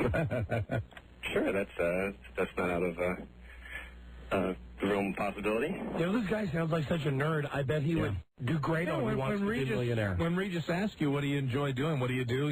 Besides listening to the radio and Don and Mike.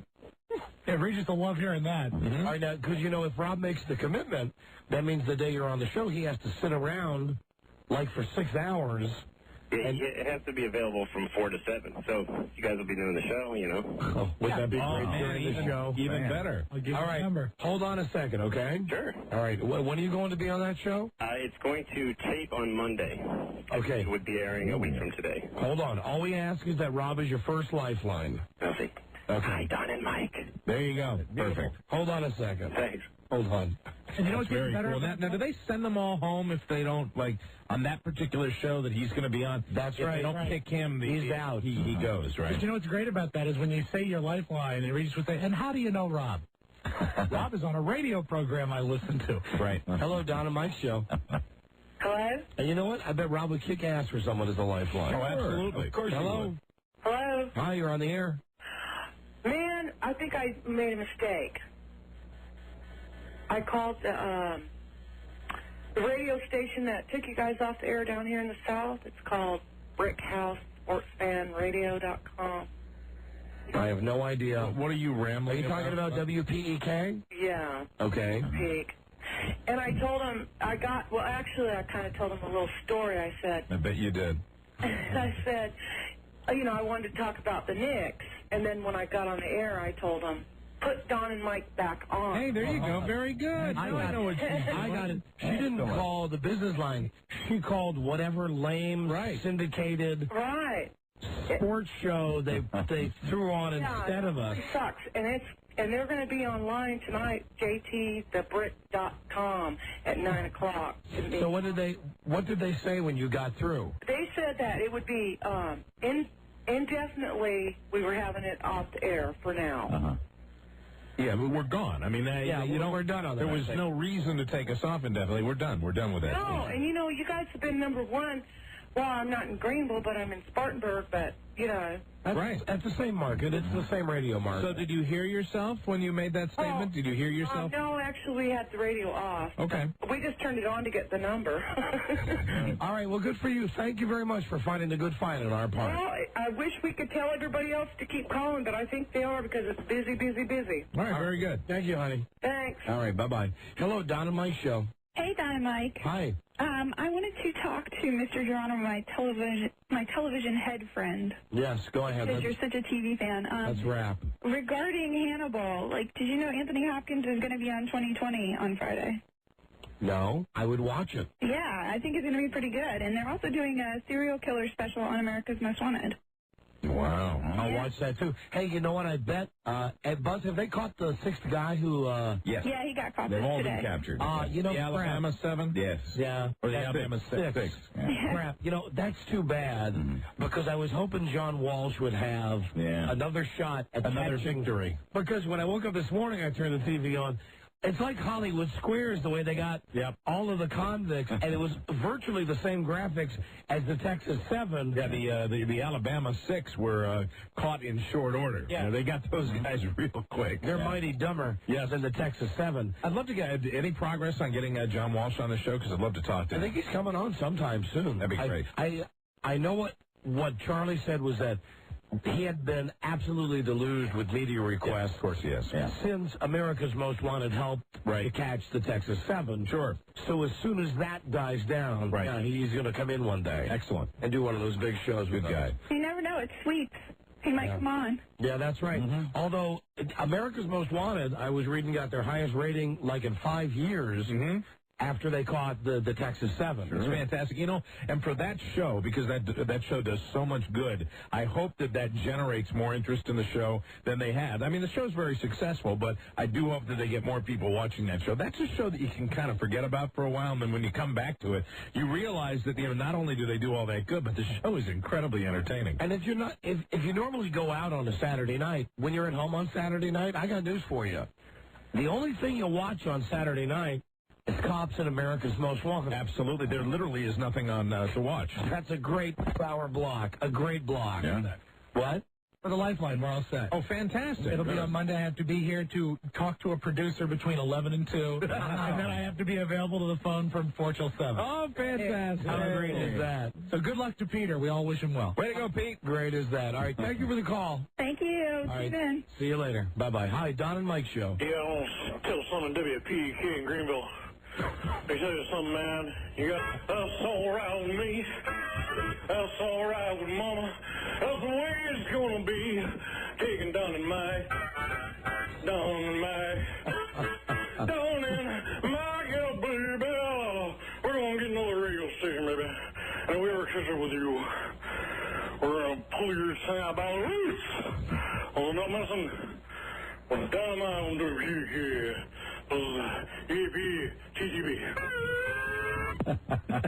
You know, were you like me? Were you hoping for one more a-hole? Yeah. You know, that's the rule. Again, figure out CBS, right? We can't say it, but guests or people on the telephone can. And when Elvis calls and says it, it's the best. Yeah, it means something. Okay, we got to catch up on spots. We'll be right back. Number 1, Arbitron Radio, the Don and Mike Show.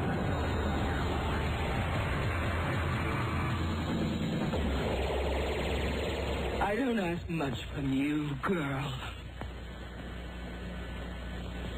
Why can't you give me the respect that I'm entitled to? Why can't you treat me like I would be treated by any stranger on the street? Because I am not one of your fans.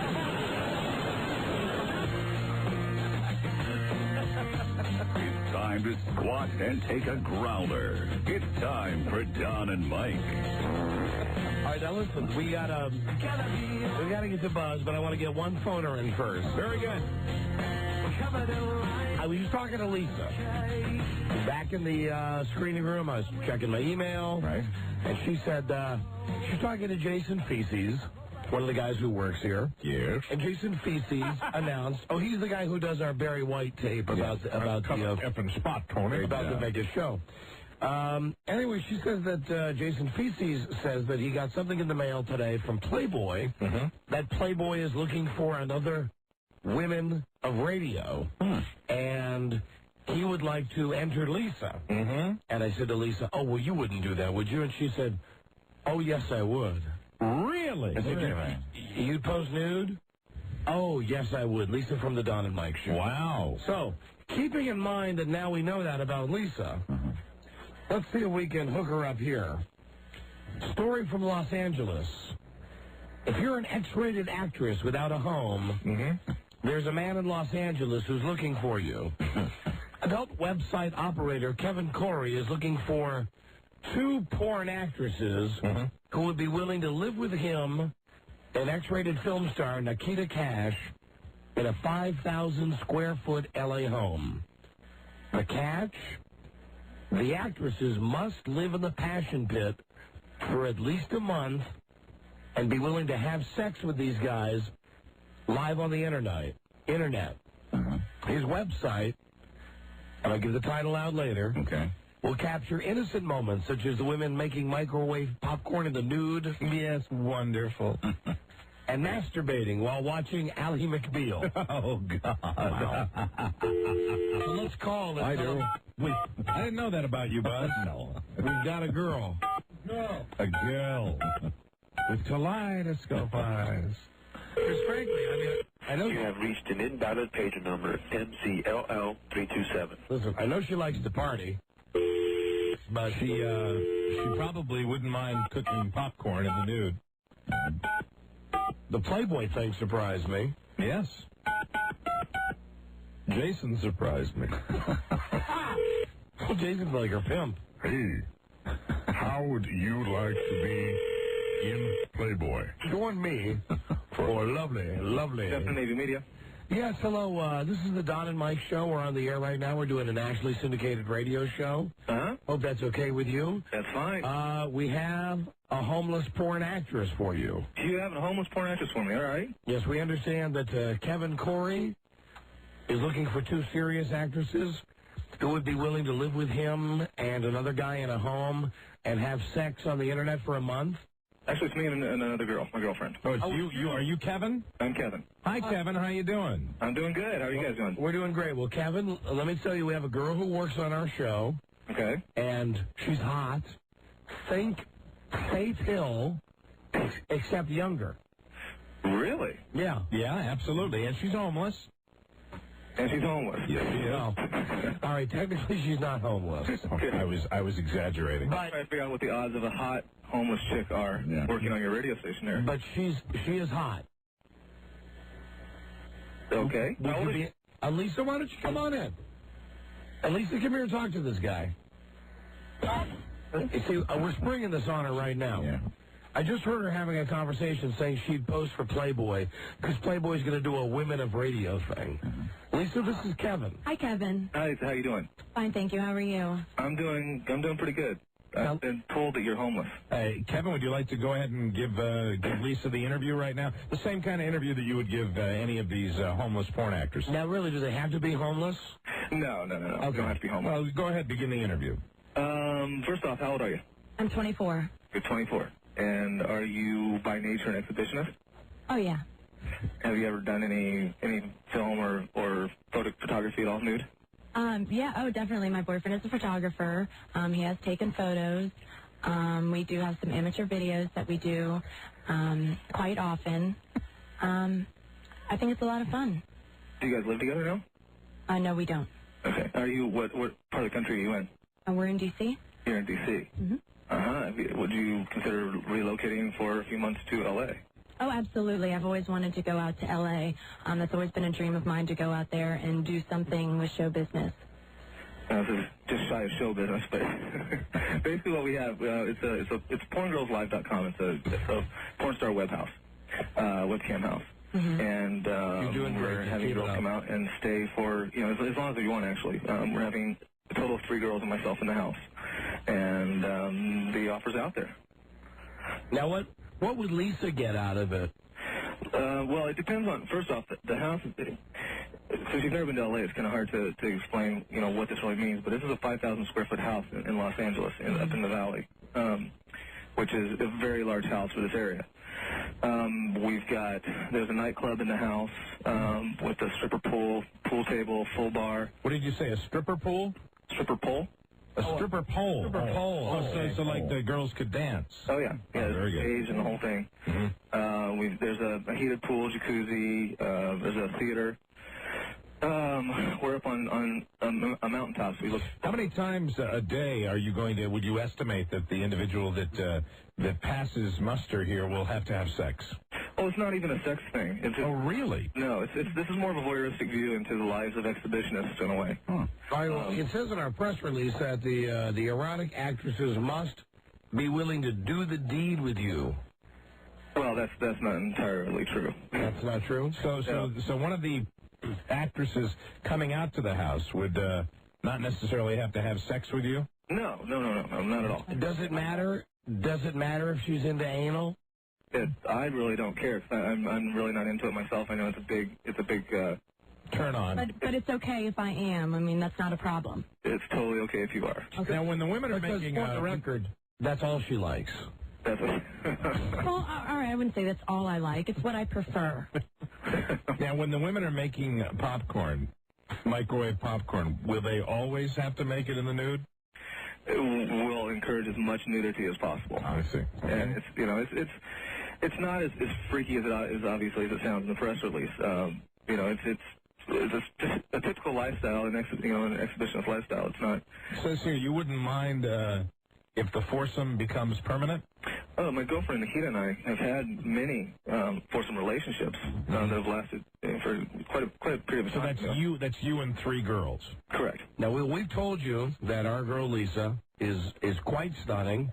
Dead ringer for Faith Hill, younger, hotter, tighter. Will you describe yourself, please? Think Fred Durst. From Limp Bizkit? Yeah, I'm mistaken for him almost daily. So you got his same hairdo? Same do, the whole thing. You wear the baseball hat backwards all the time? The baseball hat backwards. What do you have pierced? I only have my ears pierced. Just your ears? Yeah, I'm not into. I did the nipple thing, 10 years ago, and that got old. Your genitals, are they? They're intact. No, but no. Nice. Small, medium, large, supersized. I'm a jumbo fry kind of guy. You're a big guy. Really? Yeah. You're large, huh? Could you give us measurements? About 7.5 long and about 3 girth. About 3 girth. Wow. How does that sound to you, Lisa? That sounds great. Now, do you shave anything down there? Do you? Very short. Very short. Very short. So you trim yourself? Absolutely. Do you trim your butt hair? Absolutely. Now, outside on the skin or inside? I thought you meant outside, like on the patio. No, just around just the general vicinity. Okay. All right. Is that important to you, Lisa? I mean, I like rear ends. I just like to know, what's going on. Would you like the inside to be shaved, though? I don't have a preference. I just, kind of like to know what's going on and what I'm getting into. Could that end up being a deal breaker if the guy didn't shave the inside of his butt? It could be. Kevin, do you shave the inside of your butt? I am not a surgeon, so I'm not that skilled. Okay. So the answer is no. The answer is no. Oh, boy. Okay, well, listen, how would Lisa go about sending you her photos to see if you'd be interested in her? They can be sent to kevin@porngirlslive.com, emailed to me, or you guys have my number, right? Yeah. Obviously. She could call me, and we can make arrangements for him. We've got the photos. I think it should be no problem getting them to you. Yeah, we got some great photos of her. Beautiful. And like I said, she's a beautiful girl, and we're all for her career. She was just talking about wanting to be in the Women of Radio edition of Playboy. Right. And we got your press release, and we thought, what better way? Will you get back to us when you get the photos? There you go. Absolutely. Fantastic. There's some contact information in there. And we'll get you the contact information, and we want you to get back to us as soon as you get the photos. I will do that. All right, and last question. On a 1 to 10 scale, how sleazy are you? I'm about a 3. Oh, really? So you're not very sleazy? No, I'm 32 years old. I'm formerly a professional choreographer. Did a lot of work with like Billboard Awards and American Music Awards and so forth. Will you give us a full? Will you give Lisa a full a medical roundup on yourself? Hey, I sure will. Fantastic. I come with environmental records. Yes. When is the last time you had a HIV test? Well, we get them every 26 days, and we get PCR DNA. I see, because we have Lisa tested every week. Oh, that's handy. Every 2 weeks. Yeah, 2 weeks. Sorry, yes, 2 weeks. Especially when you're trading off. That's a good. Yeah, absolutely. Are you bisexual? Not at all. Not at all. Not at all. Okay, no, all I've right. never bought sex in my entire life. No. You know what I mean when I said bisexual. Of course, no problem. Not bisexual. Okay, well then, her name is Lisa. Okay. She's with the Don and Mike Show. We're with Westwood One. We're going to get those photos out to you as soon as we can. And maybe, if you decide Lisa's the girl, maybe we could get some kind of a thing going on the show. Where we could tell people to go to your website and watch Lisa have sex. That would be wonderful. Wonderful. That's great. Great. All right. Listen. Okay, Lisa, thanks. Thank you. You can go send him your pictures. And by the way, a buddy of mine wants to tell you hello. He just waved. Okay. All right, good. A fan of the show? Actually, Corey Feldman. Oh, Corey Feldman. Corey Feldman. That's fantastic. Put him on. How is Corey? Corey has just walked out the door. Oh, he just walked out. All right, well, Shocker that Corey was in that house. I want you to, listen, we got another girl here at the station also. Now, she is not as outgoing as Lisa, but we do have some photos. Her name is Bobby Hollingsworth. Okay. She might be interested in the same type of thing. All right. How do you send them over to me? How do you feel about a woman who's on the other side of 30? I'm more attracted to that myself. Fantastic. Right. Well, I think you'll love these photos, too. I believe Bobby is approaching 40. Okay. That sounds wonderful. All right, beautiful. Listen, again, it's the Don and Mike Show. Great talking to you. We'll get you the contact information so you can call us back. Great. All right, thank you. All right, thanks, guys. Bye-bye. Good luck with your website. Thanks, guys. Bye-bye. Bye-bye. Now, what we have to do is get Plumpers Magazine. Yeah.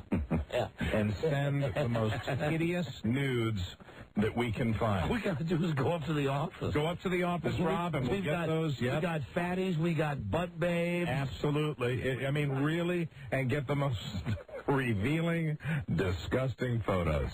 And then we'll get the guy's reaction and see how polite he is. See what he thinks.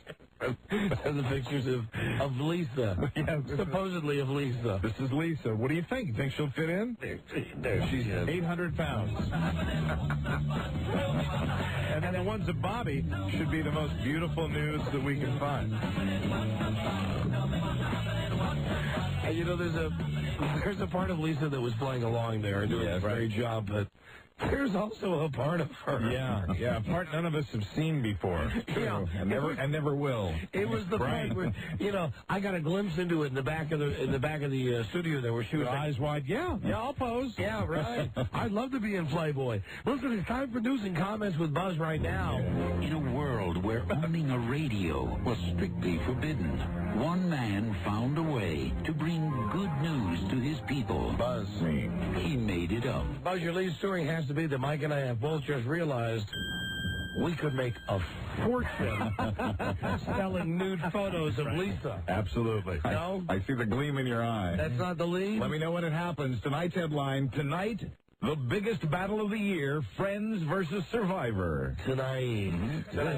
Or as Rick Dees said, tonight, which will it be? Friends or Survivor? Call me on the D's line now. He's sleep. Okay, stay tuned, everybody. Stay tuned. Stay tuned. For news and comments. Coming up on the Don and Mike Show. Don and Mike Show. That was very professional. Number 1, Arbitron rated, the Don and Mike Show.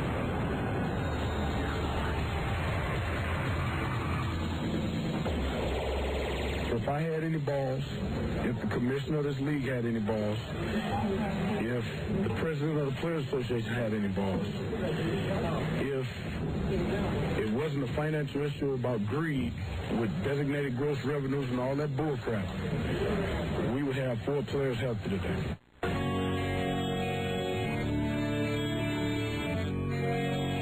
God damn it. The Don and Mike Show. Right. News. Yeah. Buzz.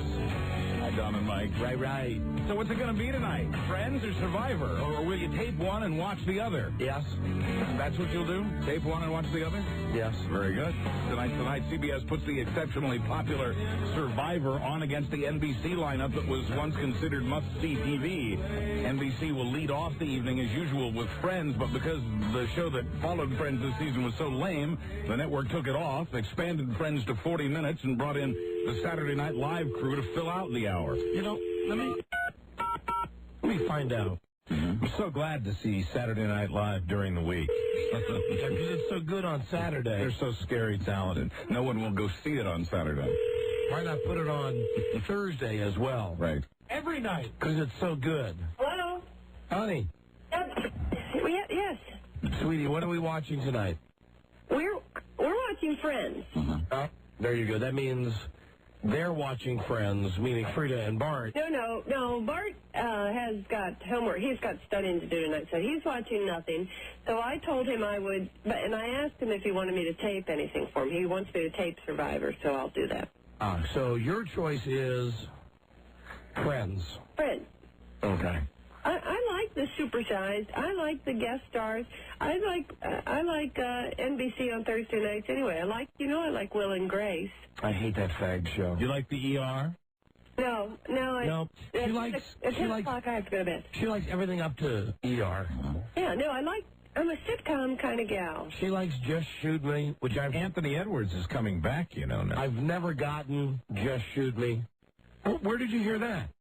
Well, Anthony Edwards has been the promo. Not Anthony Edwards. Is it Anthony Edwards, the ER doctor? He's the lead guy. The lead guy. What he's doing, he's had a brain problem. Yeah, but he's leaving the show, though. He's leaving the show, but tonight he comes back to the ER. Oh. He comes back to the ER, and it's all these crazy scenarios. Yeah, we never watch ER. Yeah. I mean, you know what I could probably do?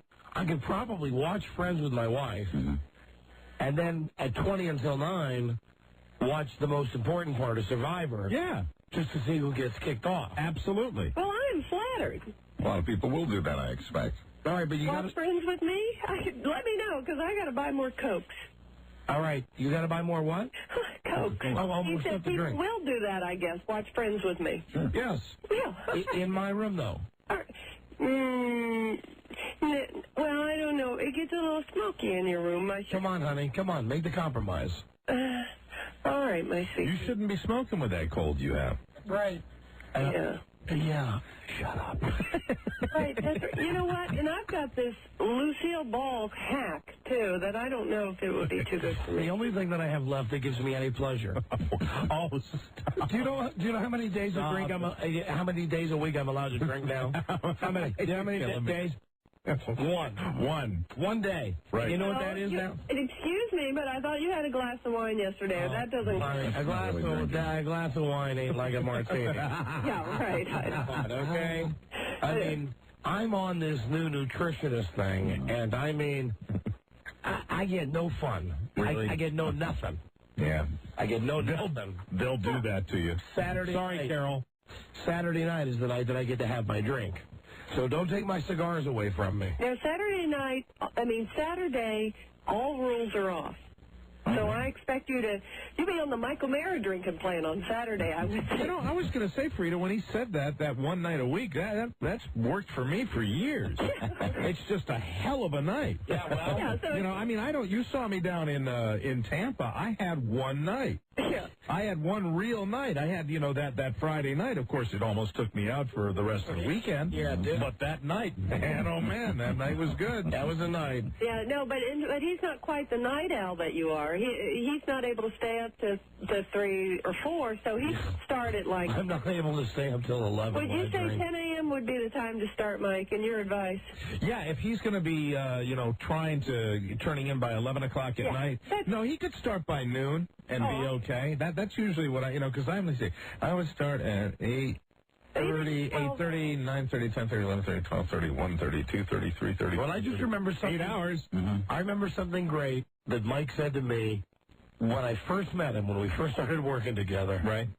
It's always noon somewhere. It's always noon somewhere. And I also said it's always cocktail hour somewhere. Yeah, but it's not always Saturday somewhere. No. So anyway, listen, don't take my fun away. Okay? All right, Mike. See, and I'm not bright enough to process that one either. I was just noodling that through. That's right. It isn't always Saturday somewhere. Damn it. No. Boy, if you could get that loophole, you'd be set. No, sir, come on. You sit with me tonight. I'll have my cigar. We'll watch our friends. Hey, but listen to me cough. But remember this, Frida. Around the country, somebody's always on vacation. Well, that's true. There you go. And during Lent, for example, on vacation, all rules are off. Correct. All right. And this year for Lent, I'm giving up nothing. Ah, very good. I never give up anything. I've done something every year, and this year, F it. No, because you're already living a healthier lifestyle. Right. You know what I'm giving up this year for Lent? What? Moderation. You know seriously what my father said? This is one of my father's quotes. He might have stolen it from somebody, but he used to say, moderation in all things, including moderation. That's why smart. Your dad's a great man. Thank you, Don. I appreciate that. I always like that quote. All right, I love you. All right, I love you too, Boo. All right, bye-bye. I'm sure it wasn't his. I'm sure he read it somewhere, but that's I've always liked that, and I've always said that like when I'm, sitting on the ceramic floor. So I'll be watching NBC. You in Toledo tonight. Gotcha. I'll watch it with her. You'll enjoy it, friends. It's a highly entertaining program. Yeah, then I'll watch the last 20 minutes of Survivor. What the hell? You get the good part. I'm not sold on Survivor this year. Right. Okay. Well, after Friends and Survivor, it'll be interesting to see how Will and Grace and Just Shoot Me hold up against CSI, CBS's most popular drama, which will be on right after Survivor. I like that William Peterson. Yeah, it's a good show. I liked him ever since To Live and Die in L.A. I love that movie. This is the first real challenge. Yes. Yeah, he was excellent. Yeah, and he's been good in a couple other movies, too. He always plays kind of a pseudo-tough guy. A tough guy that's not over the top. Yeah, I like him. He's good in this. This is the first real challenge to NBC's Thursday night lineup in years. Tomorrow, the ratings that might make TV history. You know that Will and Grace? Yeah. I'm sorry. Yeah. That show just ain't funny. Got a little overhyped last year, I think. And I don't mean it's not the gay thing. It's not the gay thing, but it's too broad. Not that too good. Silly. I mean, it's just not a funny show. I agree. And Buzz, you watch it all the time. No, I used to. Who is the bitch with the With the high-pitched voice? I don't know her name, but I don't know where we're going to go. I know. Yeah. It's funny the voice that I do, and I think it's a, give me a break. Yuck. Yuck. And how will the Saturday Night Live crew fill their 20 minutes of prime time tonight? Something sucky. They've narrowed it down to some bits about Bush, a bit about Clinton's pardons, a Celebrity Jeopardy skit, and a bit about Liz Taylor's appearance on the Golden Globe Awards. Oh, okay. All right, well, that choice, Liz Taylor on the Golden Globes, potential for, but they'll screw it up. I almost said a bad word. And the only way they don't screw that up is if they dig up John Belushi to be Elizabeth Taylor. You know who they'll have? They'll have Will Ferrell. Right. They'll have Will Ferrell be with Liz Taylor, and it won't be funny. Well, this afternoon, they performed these 40 minutes worth of sketches for a live audience in their studio in New York. The plan is to cut out the half that doesn't get as many laughs. Producer Lorne Michaels says he won't make the final decision about which skits will air until a half hour till airtime. SNL isn't on this weekend, but next week the cast will do another prime time segment after Friends and then turn around and do a whole show on Saturday night. Quoting a producer, the idea of doing 2 live shows in 1 week, something is going to suffer. You mentioned Belushi as Liz Taylor, and I still... Nothing's funnier than that, is it? I mean, absolutely. Here's Liz Taylor, and they showed Belushi. You're talking about really wet-your-pants funny. Eating chicken. Unbelievably funny. Hold on, Buzz. Hold on, Buzz. We got to do this. We'll be right back. Number 1, Arbitron Radio, the Don and Mike Show.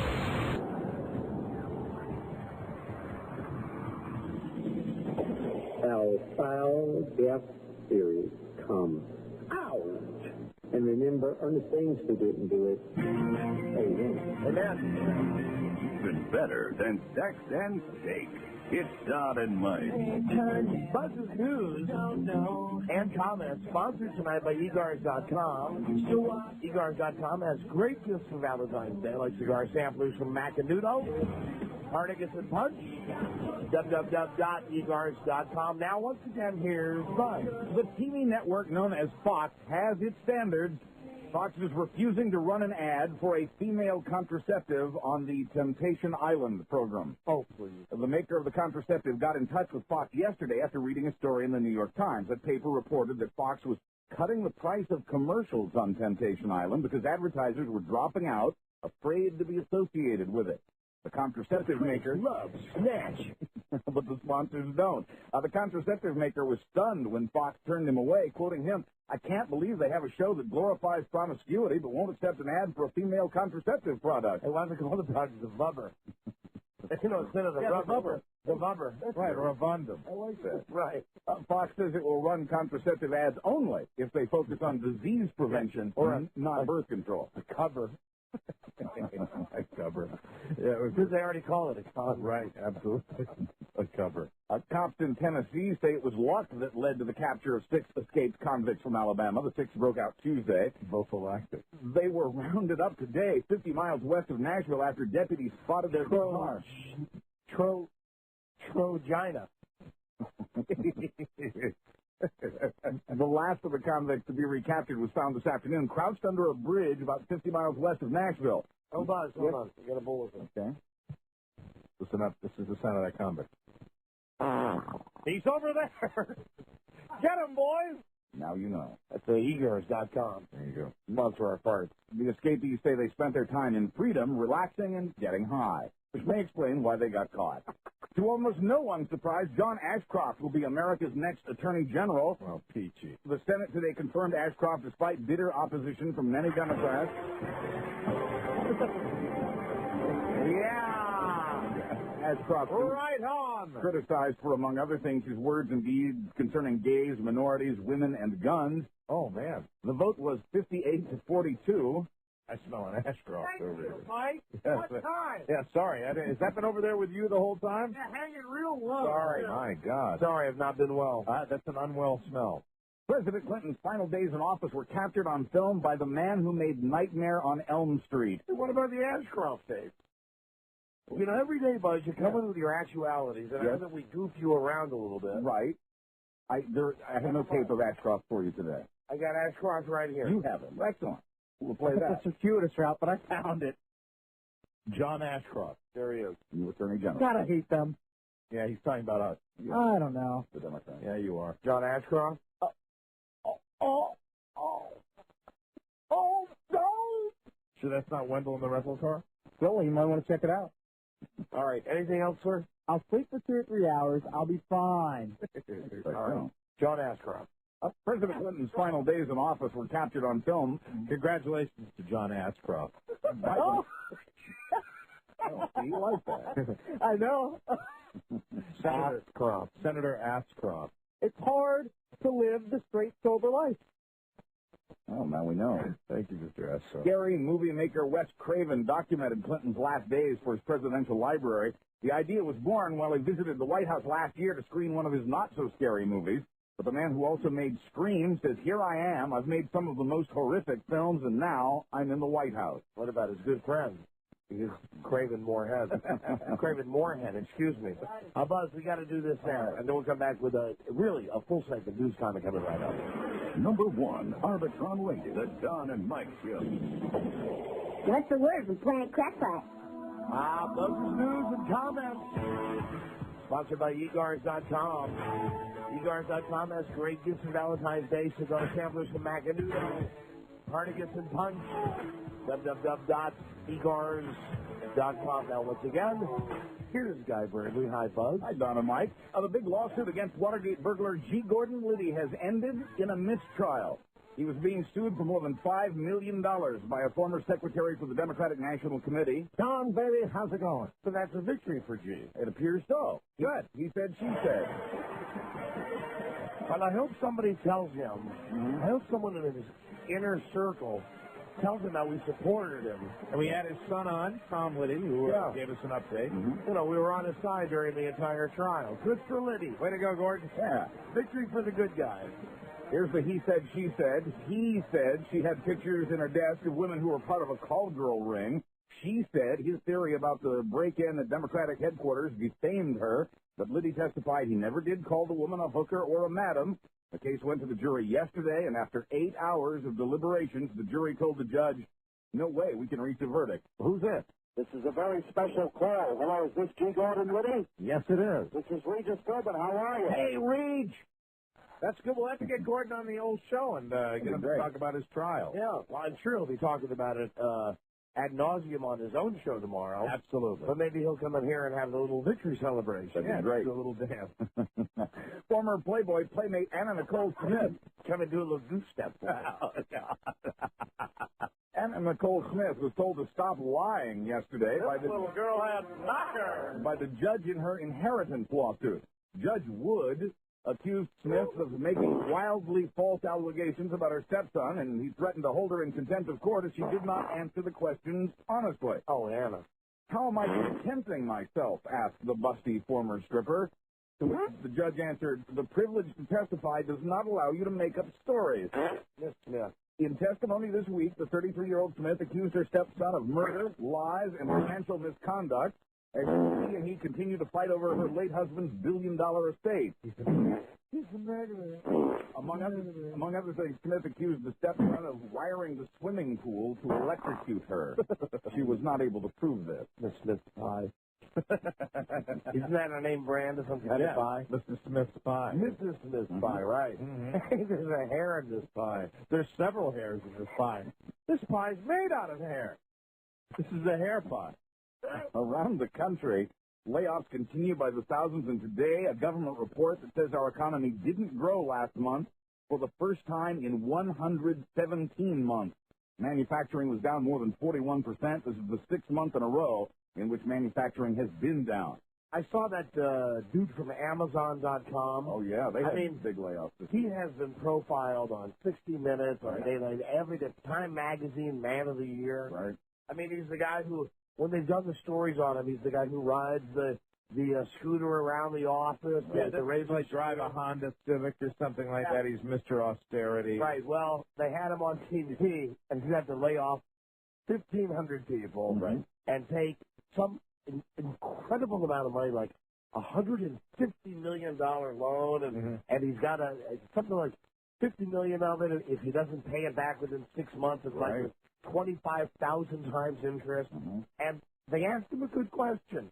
They said, the reason you're popular is because your book division does so well. And your book division does so well because you sell the books at less than retail. You sell the books at less than what you paid for them. At what point are you going to be able to turn it around? And he just kind of looked at the camera.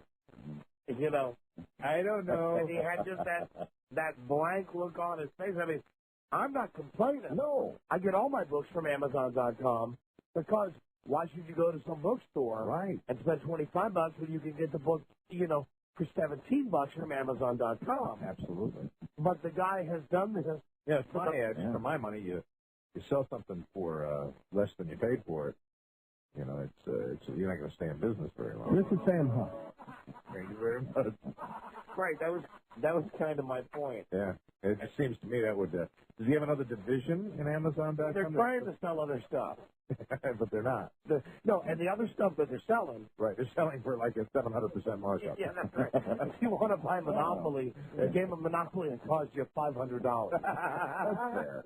A Wisconsin prison guard is off the hook. The guard was being scrutinized for trying to sell Jeffrey Dahmer's prison hygiene kit on the Internet. That kit includes razors, nail clippers, a pencil sharpener, tweezers, and scissors. 2 days' worth of bidding only brought the price up to about $20 before it was sold. Dahmer was serving 15 life terms for killing and mutilating 17 young men and boys. He admitted he ate parts of some of his victims. You only bid $20, Rob? That's all I had. Oh, damn, they pulled it off. Dahmer was beaten to death by a fellow inmate 7 years ago. The 6-year-old boy who was taken from his mother last year because she was still breastfeeding him is back with his mom now. The mother is no longer breastfeeding, we're told, and the judge in the case says she and the boy are making progress toward, and I quote, an appropriate level of independence. And we do have tape. Here is the boy. This is Larry Michael, Westwood One, Notre Dame Radio. The boy was also still sleeping with his mother at the age of 5. So articulate. A babysitter told child welfare officials the boy was being breastfed against his will. The mother denies that. The family will now be supervised by counselors. How about this landmass analysis? Well, there's the 6-year-old again. One more, please, Buzzy. The guy who shot nails in his head after cutting off his hand with a power saw is just going to have to live with one hand. Oh, really? Billy Bartran of Bethlehem, PA, was working in a friend's basement when he accidentally sawed off his hand. Really? He was so freaked out and in so much pain, he picked up a nail gun and fired a dozen nails into his head. Miraculously, he survived. Doctors reattached the hand, but it didn't take, so over the weekend, they had to cut it off again. It's just flopping around there and whatnot. A local woman has set up a fund to help cover his medical expenses. And we thank you for the news and the comments. Buzz, time now for a Call 100 prize package. Selected especially for you. Call Lisa. Yeah. Soon to be in Playboy, soon to be on the Internet. Phone number 877-365-3636. Call 100. Good luck. Number 1, Arbitron Lincoln, the Don and Mike Show. You know, people are always coming up to me on the street and saying, Don, how can you make money showing those repeats? Well, the answer is simple.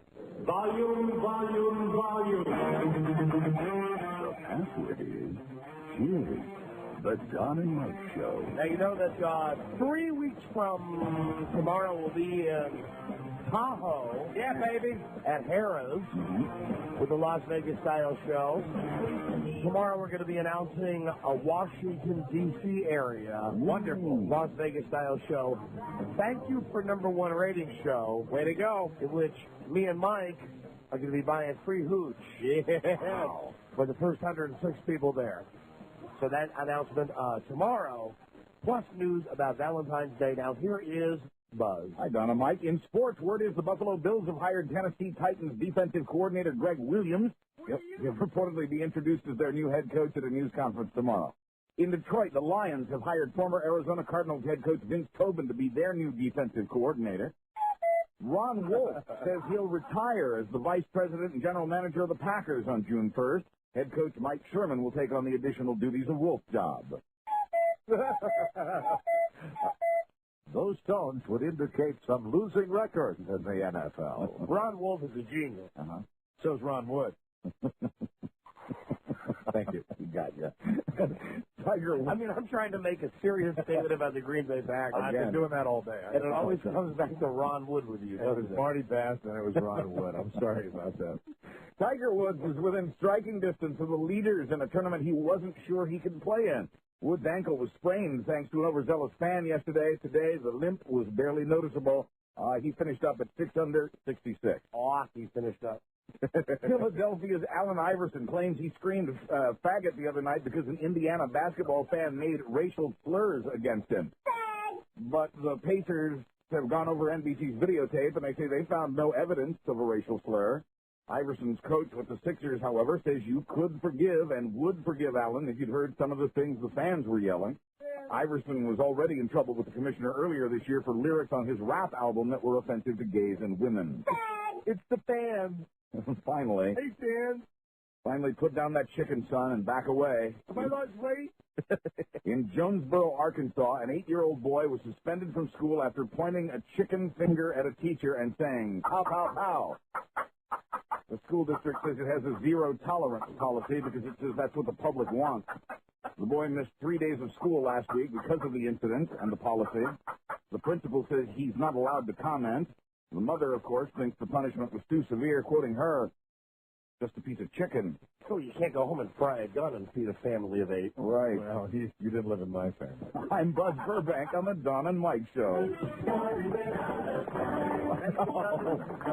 done. Yeah, that's it. We got to go. We will see you tomorrow with the all-new episode tomorrow. Our finale with Monday Night Football. Dan South's coming on. Sasso with his jail mail. We'll have the Survivor recap for you. Brand new low budget Jeopardy. Hey. News about the Vegas Style shows. News about Thanksgiving. It's always Thanksgiving. Valentine's Day. Why don't we have Thanksgiving in February? And all of that on tomorrow's show. Could you please? Plus, we'll look for a new station in Greenville. Hello? Yeah. Don and Mike. Mike, my brothers, I'm call 100. Right, yes you are. What's your name? My name is Mark. Hi, Mark. Where are you from? I'm from College Park, but right now I'm sitting in godforsaken Greenville. All right, well, let me give you something to make you happy. You like wrestling? Yeah, I love wrestling, Don. All right, well, then listen to this. You want a pair of upfront tickets to the WWF SmackDown. Sweet Jesus! There. See over 40 of your favorite WWF stars live at MCI Center on March 6th. Tickets go until Saturday at 10 a.m. You've already won them, though. They go until through the box office and Ticketmaster outlets. Thank you for listening. Thank you, Donnie. Hey, Donnie. Yeah. Is that CBS going to be able to afford to send them to me? Yes. No, as a matter of fact, I'll be sending them to you. Me, personally. Sweet. I'm Don Stationary. Thank you. Hold on, please. Or so. We will see you tomorrow with the all-new episode. Thank you, and good night, Buzz. Thank you. Good night, Don. Thank you. Good night, Mike. Thank you. Good night, Don. Robbie? Well, yeah. Throw that leather football helmet in the air, just like Sydney. Tyler. Oops. Hold on, that's premature door. More. You might what are you trying to do, Mike? Trying to do sex. It's getting old. It's getting stale. Sometimes those positions get a little stale. All right. We will see you tomorrow. You're refreshed. Bye-bye. Till we meet again. Sammy Davis Sr. saying, be kind, be nice, and I hope the next performance has the pleasure of having as nice an audience as you've been tonight. And let me leave you swinging. Number 1, Arbitron Radio, the Don and Mike Show.